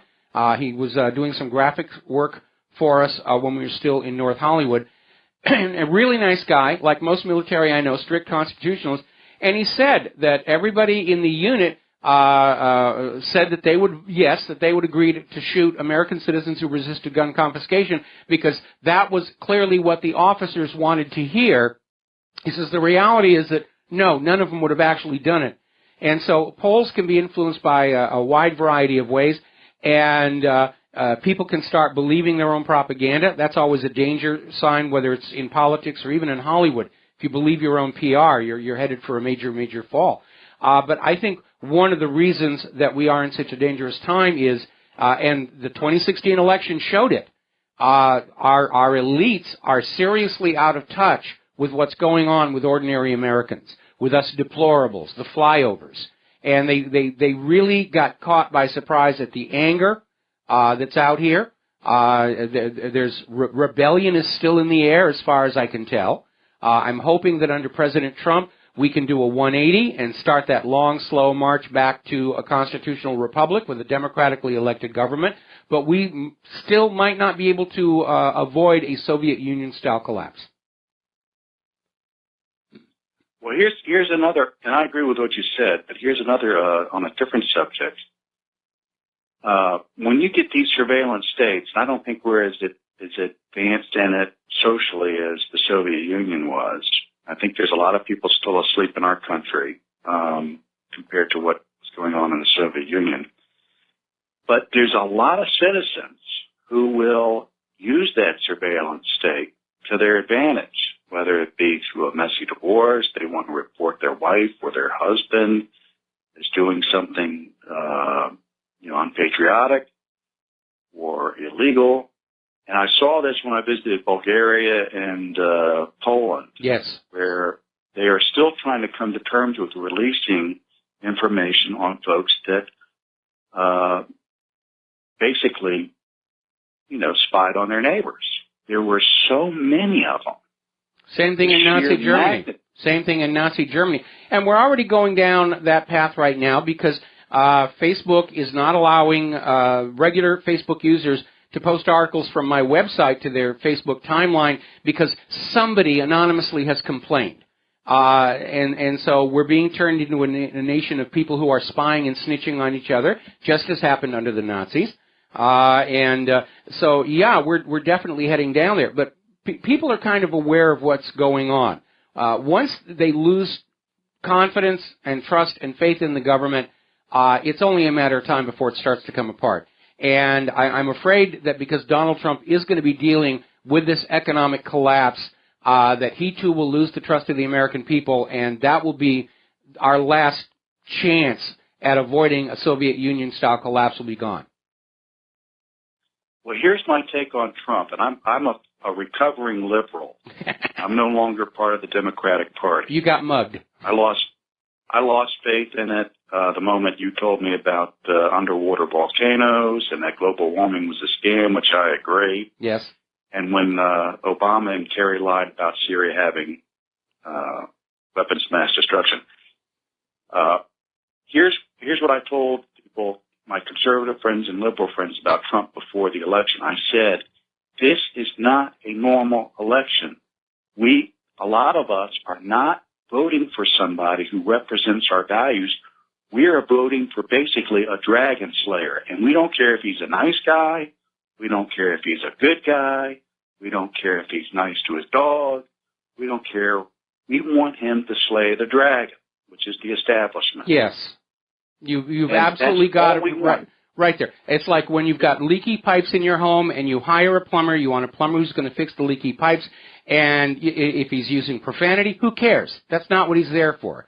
And that's why all of this attempt to frame Donald Trump for touching women during the beauty pageants or whatever, it didn't go anywhere because we're sick of political correctness because it's become a mask for the institutional failings of the establishment. They keep us distracted with, you shouldn't use these words and you shouldn't think these thoughts, when the real issue is our nation is falling apart around us, and we have to pay attention to that now. And I think Trump gained his street credibility when not only did he defeat his own party, the GOP, for the nomination, but then he beat the DNC and the establishment at the polls when both parties were fraudulently adding votes against him. Yes. It's probably one of the few times the GOP establishment was packing ballot boxes for votes for a Democratic candidate. He still beat them. And I have a feeling it's because the polls, people weren't telling the truth when they were being polled before the election. No one really wanted to say they were voting for Trump, me included. I did not tell people I was going to vote for Trump. Okay. I'm a former liberal. But my point being, when the economy does crash, I still think I'm still going to be on the side of the Dragon Slayer. I really am. Because here's the reason. We don't have any more money for me to be a liberal. Yes. We're $20 trillion in debt. I can't be a liberal. There's no money left for that. Yes. There's none. And for my conservative friends who are disenchanted with the GOP, with Bush, Mitt Romney was the straw that broke the camel's back. That guy, Romneycare versus Obamacare. Yes. Conservatives knew that was a fraud. That was a setup. We're not going for it. And this guy, Trump, no matter what happens to the economy, we're going to support him. It really doesn't matter. We want him to destroy the establishment. If that means the economy has to go down, let it be. And I don't say that lightly. No, I understand. There's going to be a lot of suffering and everything. And the collapse of the economy could be the beginning of the Soviet Union-style collapse of the entire U.S. establishment. And again, I feel sorry for Trump that he happened to be president at this particular moment in history, but then there wouldn't have been any other moment in history when he could be president. He basically came into a nation that was totally disaffected with establishment politics. Wall Street, Israel-dominated Washington, D.C., and people were looking for an outsider, and he was the outsider, and that's why he won the election. That's why I supported him. And it wasn't a question of Democrats and Republicans both stuffing the ballot boxes against Donald Trump. what we were seeing were the death throes of the narcocracy that has been a curse on this nation for the last 30 years. I agree. And that's my last point, Michael, is I want Hillary and Bill and George W. Bush to get fair trials, but I want them to have trials. And this idea that we cannot put a president through trial because we don't want to be like a banana republic. We have never put a president in prison before. So I think after 200 years, we can handle putting at least one in prison. I agree. Lying us into a war. I agree. Or selling secrets to China. Yes. Or selling basically, they sold our jobs overseas. They took money from foreign governments to win elections, and the return was to sell our manufacturing overseas. And to sell us on the idea that a free market means we'll have to accept 1% growth a year from now on. They actually convinced us of it. And the only thing that will make me turn on Trump is if he does not give Hillary a trial. And Bill. I would really like to see George W. and Cheney. I would too. I'd like to see them, put on trial. As far as jail's concerned, I actually have a preferred punishment.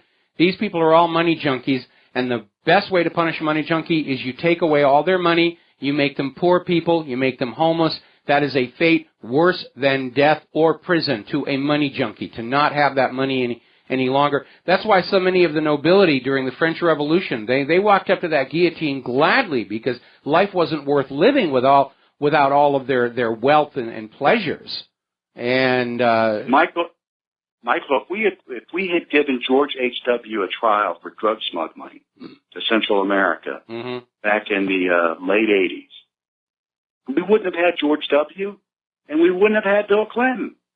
No, we wouldn't have. We wouldn't have had either one of them. Well, the reason our nation is in the mess that it's in, and this is directed to all of you government agents who are monitoring this broadcast for various interests here.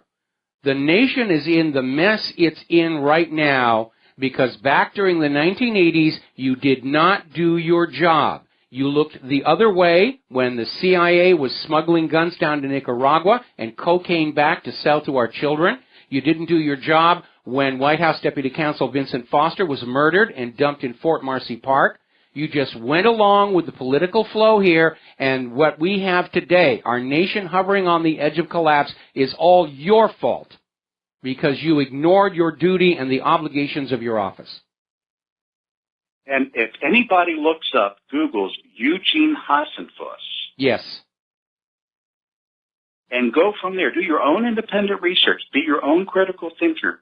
And go from there. It will tell you, especially with the technology we have today, there's no way drugs can get into this country at the magnitude that they're getting in without the government helping out, without the government doing it. There's just no way. The CIA's had a license to smuggle going all the way back to the Reagan administration and his Attorney General, William French Smith, who rewrote the rules to say the CIA can be involved in drug smuggling and not have to report it to the DEA. And that's where all of this stuff came on out, Operation Screwworm out of Arkansas, and basically in a repeat of the corruption of Prohibition, these drug criminals had enough money to literally buy their way to the highest levels of the U.S. government, and they ran our nation as a personal little druggy kingdom. So forget about not being seen as a banana republic. We're already there. We're a narco republic, and we're finally got a chance to pull out of it with Donald Trump. And in this aspect, being a banana republic, I wish we could be like a banana republic. I'm seeing Brazil have the guts. Now, well, I don't know if they're right or wrong, but they believe that they have a president that was corrupt, and they're taking it on. Oh, and they should. I mean, Colombia put their president on trial for drug running. Unfortunately, he was acquitted, but at least the Colombian people had the courage to do that, and we the American people need to have the courage to demand that as well. And again, I still would like a further accounting for just what information went out of Hillary Clinton's private email server to foreign interests, and did those foreign interests respond in kind by donating money to the Clinton Foundation? And that's the key, the money. I'm a former banker. Let's say we had no technology to see what's coming across the border. You can't move hundreds of billions of dollars through our banking system without the government knowing. You can't. They have algorithms that can pick apart. They set up protected channels. They set up protected. Remember BCCI? That was the protected channel. That's okay. Do you remember? I'm going to have to let you go. I'm sorry. We're going to take a break for commercials, and I got a bunch of other callers waiting. We'll be right back. Aloha, America. Welcome back to the show, and a shout-out to our on-air affiliates who rejoined our network, and I wasn't able to do the shout-out a little bit earlier here. Let's go back to the phones. Bob in Las Vegas. Aloha. Welcome to the show. What's on your mind? Aloha, Mike. Happy New Year. Happy New Year. I'm sure you may have, I got into the show a little late today. I'm sure you may have touched on this earlier. What is wrong with these Republicans? I mean, they're not only reprehensible, are they that stupid? I mean, this is the first point of business that they bring up is to trash this ethics office. Well, they've already pulled back on that. They've pulled back on it because the public outcry, and even Donald Trump said, "You got to be kidding." They have withdrawn that proposal now. No, I'm aware of that, but it took Trump to come out and make that tweet, and for that backlash from the public for them to pull back. But it just tells you what these people are all about. Well, yeah, I mean, we understand, politics is a permanently enshrined criminal class here. I remember a few years ago in the aftermath of the 2008 mortgage-backed security meltdown, they wanted to pass a law specifically prohibiting members of Congress from engaging in insider trading given their access to information. Yes. Now, technically, it's illegal for them to engage in insider trading anyway, but they felt something with more teeth was needed, and of course, Congress voted it out almost unanimously. They want to go on basically profiting from their positions. Well, they're all millionaires. Yes. 99.99% of them are millionaires thanks to their insider deals. So, well, hardly a representative body, is it? No, of course not. Mike, two other things, two other matters. I find it amusing, like especially the Hillary supporters, those who are maybe in their 40s or 50s or 60s. These were the same people who had nothing but contempt for the CIA and the FBI. But now, whatever the CIA says regarding this Russia thing is gospel. Oh, it's got to be the truth. The CIA is saying it. Well, that's what we're getting from the corporate media, but I can assure you that ordinary people in the streets, they're not buying this because they're seeing Russia hacking is the 2017 version of Saddam has nuclear weapons. Right. Well, that's what I tell these morons on Facebook. Last thing, Mike. By the way, your previous caller, the liberal, what happened in Brazil was not good. It was a soft coup. Rousseff was, she was illegally taken out of office by the corrupt Brazilian Congress. So it wasn't a good thing. And then as far as, Mike, do you put much stock in the work of James Perloff? We agree on some things. I've linked to some of his articles. Some things he has a position on. I don't agree with him. I'm speaking about the CFR, and I'm wondering if Tillerson and some of Trump's other people are members of the CFR. I'm sure Trump isn't, but I worry about his cabinet choices if most of them. I think Tillerson is a member of the CFR, so because they tend to select people from corporate America, especially the companies like ExxonMobil, Goldman Sachs. So that worries me a little bit because these people basically give the marching orders for our foreign and defense policy and financial matters as well. Well, they don't give the marching orders, but they're definitely in a position to wield some influence.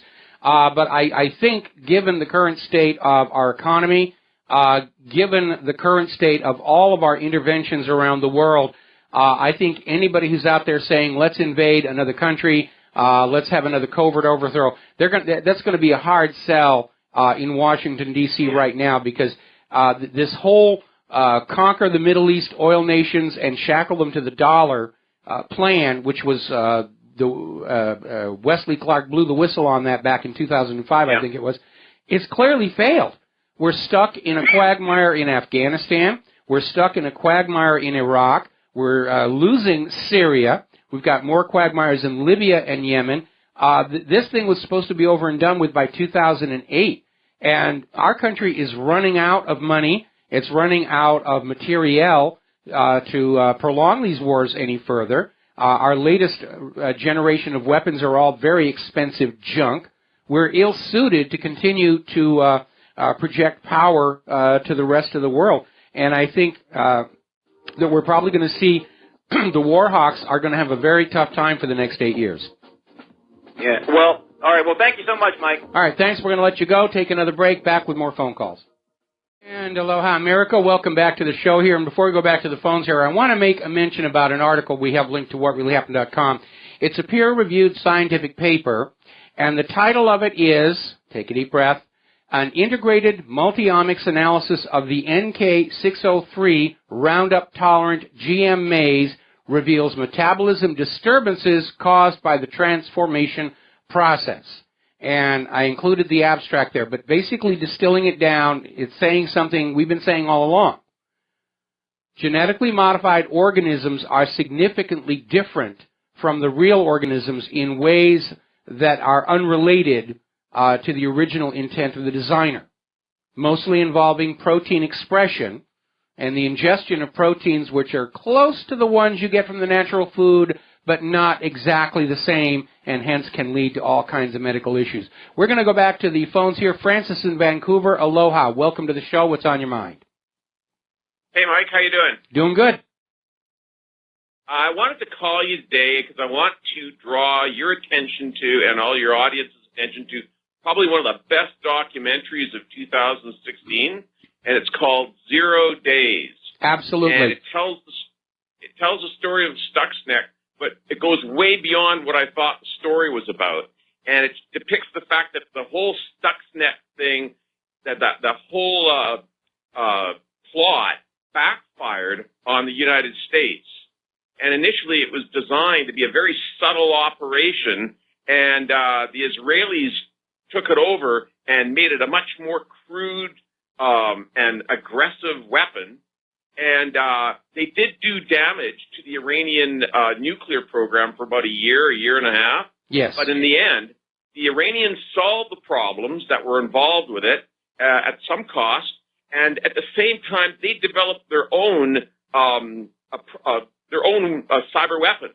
And then the documentary goes on and shows how now, like, there's a fifth arm of the military. Like, originally there was just the Army and the Navy, and then we got an Air Force in World War I, and then we got a Space Command, and now we have the Cyber Command that's grown up out of the NSA. And it looks like by the end of the documentary, it shows this whole frightening scenario that even nuclear weapons seem to be kind of obsolete, and that the war of the future is going to be a computer war where they can basically just come in and shut down your whole country.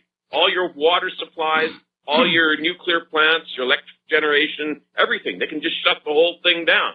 Well, there won't be anything we can do about it. Well, here's the point you need to remember. In the case of Iran, Iran's computers that were controlling their civilian power station enrichment facility were not connected to the Internet. So somebody had to walk in, somebody had to be bribed or threatened to walk on in with a flash drive and inject the virus. And that's the same reason we knew this story about Russia hacking the Vermont power station was nonsense, because critical computer networks are not allowed to be connected to the global Internet for precisely that reason.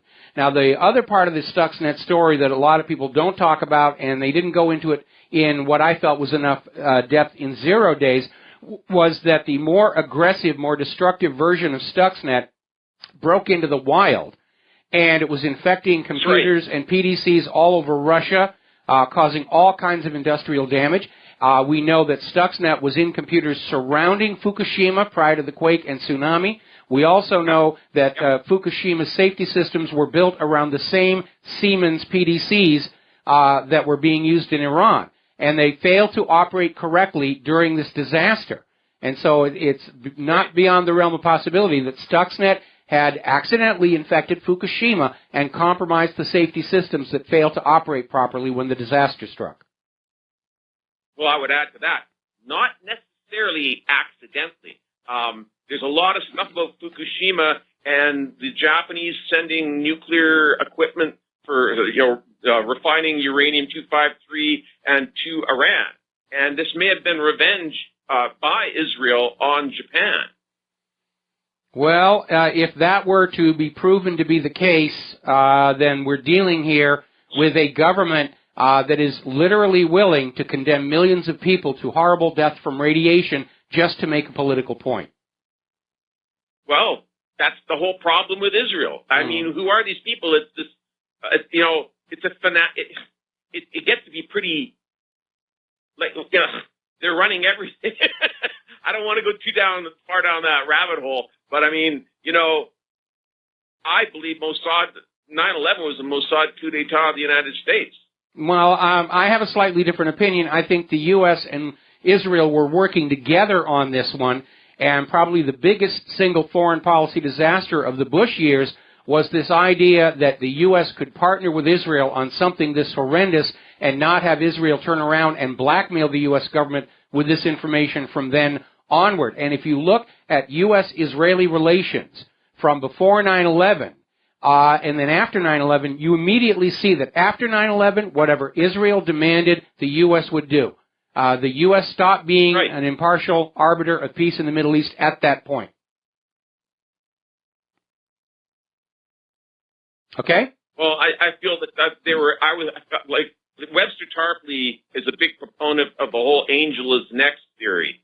And that is that it was a full-blown coup d'etat and the neocons got control over the nuclear codes and were basically had George W. Bush up in the air in Air Force One, and they were showing him that they had control of the U.S. and he didn't.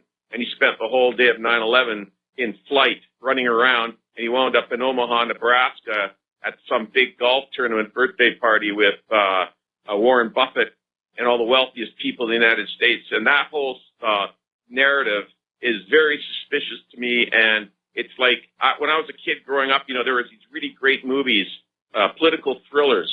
And there were movies like 7 Days in May. Yes. And, Failsafe.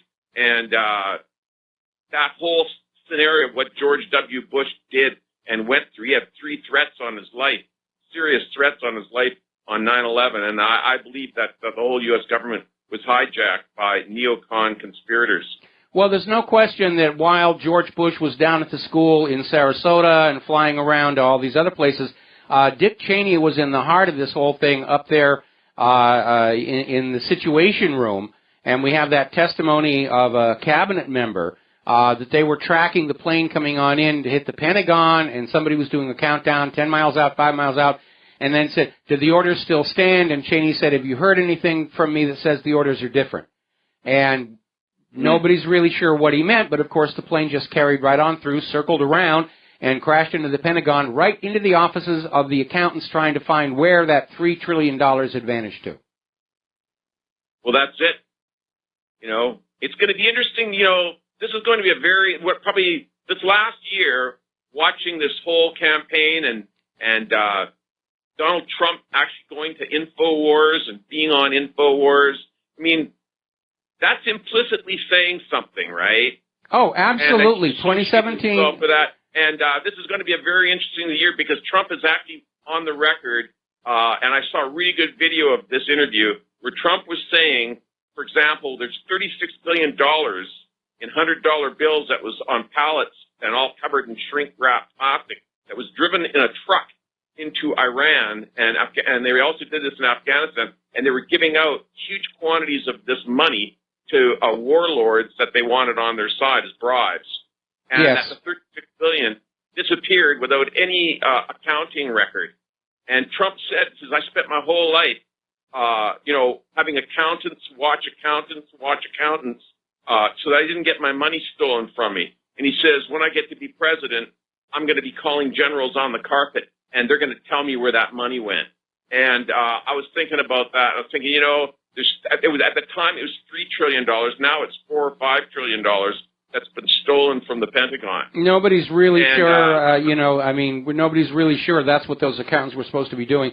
The good news is I'm convinced 2017 is going to be the year of the rise of the independent media. The corporate media is self-destructing right now because all they can do is continue to lie, and each new lie is just another nail in their corporate media coffin. And so from this point forward, we have an American people who are now saying, oh, so they weren't really tinfoil hat, wacko conspiracy kooks. They were really onto something, and now they're going to be saying, I want to know what happened to Vince Foster. I want to know what was going on in Arkansas in the 1980s and why so much cocaine was flowing into this country without any control. I want to know what Gary Webb had uncovered, and so forth and so on. And we're going to have a very receptive audience to start basically going back and telling the history of the United States for the last 25 years as it really happened, not as the corporate media would like you to think. That's it. Well, I'm looking forward to it. And, Donald Trump, last time I called you, I was a bit upset because I was afraid that Bolton was going to be Secretary of State. And Trump has done everything right here. Yes. And except for Israel. It's going to be an interesting year. I got a lot of hope this year, and I hope things are straightened out. Well, it's going to be a long, long path here. And as I was saying, even before the election happened, Donald Trump winning the presidency is not the end of our work. It is the beginning. And he's facing an adversarial Congress. He's facing an openly hostile corporate media. And the only way Donald Trump is going to be able to bring about the changes we want is that we, the American people, who are, after all, the highest authority in the land, we're going to have to stand shoulder to shoulder with President Trump and glare through those windows into the offices of the representatives and senators and say, look, you work for us. You don't work for Israel. You don't work for Big Pharma. You don't work for the military-industrial complex. You work for us. And the instant you forget that, we will do to you what we did to Hillary Clinton, and all the election fraud in the nation is not going to save you, especially if we can succeed in getting a new election system put in sometime in the next 2 years. And that's going to be my top goal. Hey, did you see what Trump did on New Year's Eve?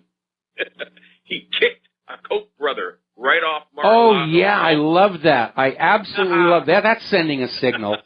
That is definitely sending a signal. Well, have a good day, Mike. All Thanks right. a lot for your radio show. Thanks an awful lot. We're going to let you go here, and the other caller just dropped here. We're getting some more updates about that earthquake down in Fiji. They've declared a tsunami watch for coasts within 300 kilometers of Fiji.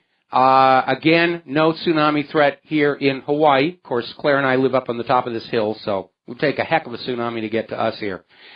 And let's see. Obama is basically running around. It's being described as his FU tour. Settling scores with Netanyahu, with members of the GOP, with the American people who refuse to vote in Hillary Clinton. Now, getting on over to China and getting on past this nonsense about North Korea and China, because North Korea makes a lot of threats, but I sort of see myself with Donald Trump. It's not going to happen. North Korea may be many things. It's not suicidal. Chinese President Xi Jinping has praised a group of middle school students for their work in satellite design, pleased with their passion and bravery in scientific exploration.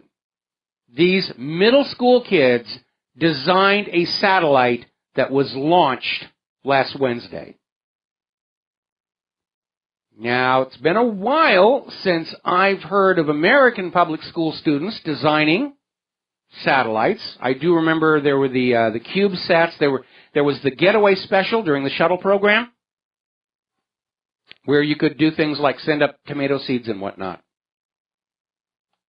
But this is how you build for the future. You teach your young people how to think, how to engineer, how to solve problems.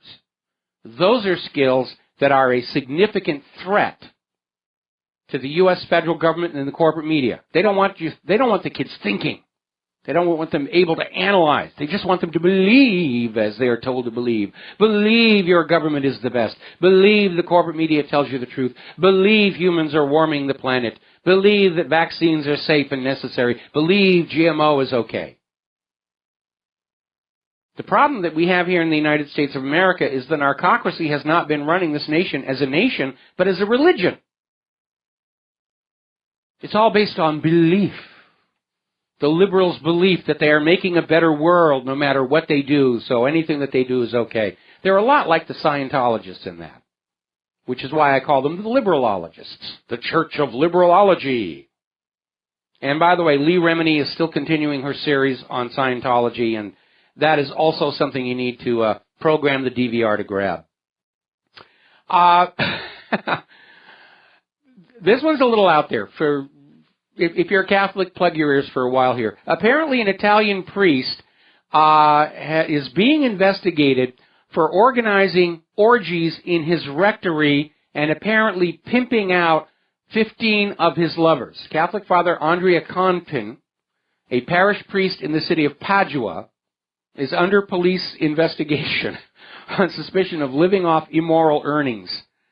And he's probably saying this, hey, Pope Alexander VI did this in the Vatican. What's all the noise and everything going on here? So, it is rather entertaining here. Okay, let's see. Britain is starting to get very, very tense over the Brexit because the March 31st deadline is the original deadline for Britain to be leaving the European Union. And the Remain people are still trying to find some way to delay it, to halt it. We now know that Theresa May has said Parliament does not get this. We're going to go with the will of the people. And now they're actually talking about the possibility of a civil war between those who want to leave the European Union and those who want to enslave Great Britain to the European Union. Now, I think, given the degree of fraud and fakery in the polls and in the Brexit election itself, I think the number of people who are going to be picking up arms on the side of Remain are actually quite small. So I'm not that concerned about it. Will there be staged and organized riots to try and sway it? Maybe. So, now, not too long ago, we showed this video where these scientists in Korea, South Korea, had built what appears to be one of the armored battle suits from the movie Avatar. And it's quite amazing to see. And I just said, oh, the fans are going to love it. Turns out they actually have a practical application for this. And you'll be very surprised to find out what it is, which I'm going to share with you after we come back from these words from our sponsors. So we'll be right back. And aloha, America. Welcome back to our show, last segment of our first show of the year 2017 here. And as I mentioned before the commercial break, a week or so ago, we put up this video of these scientists who had built this 13-foot tall mech suit. And the closest analog that I can think of is the armored suits that you saw in the movie Avatar, which is still my all-time favorite film. And it's going to be a big hit at the science fiction conventions. It turns out they had a purpose of building this thing. It's being designed to help with the cleanup at Fukushima, to allow an operator to sit in the cab with radiation protection around them, walk on in over very uneven surfaces,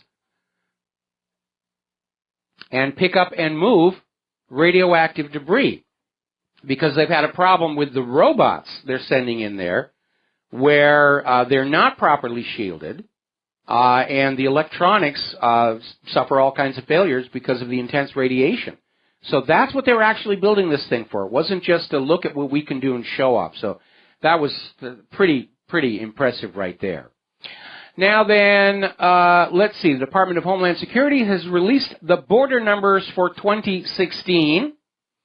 They apprehended 530,000, which isn't very much when you consider there's probably 20 million illegal immigrants in Los Angeles County alone, so they're not getting very many of them.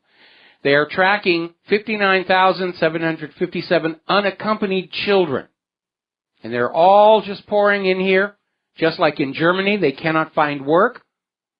They're piling onto the social systems, straining the already strained economies of these various states.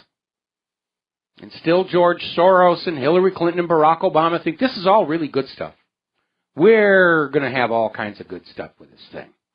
Now then, member just posted this article, interview with Douglas Valentine, saying the same thing I just got done saying, the CIA as organized crime. And that's not really too difficult a reach to make when you consider how many people have been in both the CIA and organized crime. A good example, of course, would be Jack Ruby, who got the very unfortunate task of having to cowboy Lee Harvey Oswald in the basement of the Dallas Police Department building when they failed to kill him at the Texas Movie Theater. And Jack Ruby, his full name's Jack Rubenstein, was not only CIA, he was a bag man for the mob. So there's a lot of overlap. CIA is just the mafia wrapped in the American flag. So, apparently the German Interior Minister wants the federal departure centers to ease deportations. Really, they're not a problem. We should just keep them in here. Now the Orkney Islands are talking about exiting Great Britain and Scotland and becoming their own independent nation. I think this is a healthy trend. I'm opposed to the one world government, global government. I think lots and lots of little tiny nations, self-sufficient, is what serves human civilization best. There's the music. Time for me to get out of here. I got to do Jim Goddard's show up in Vancouver. We'll be back tomorrow, Wednesday, here on the Republic Broadcasting Network. Until then, you are all part of the independent media. Take what you learn here, share it with everybody that you know. We'll be back tomorrow. Aloha, America.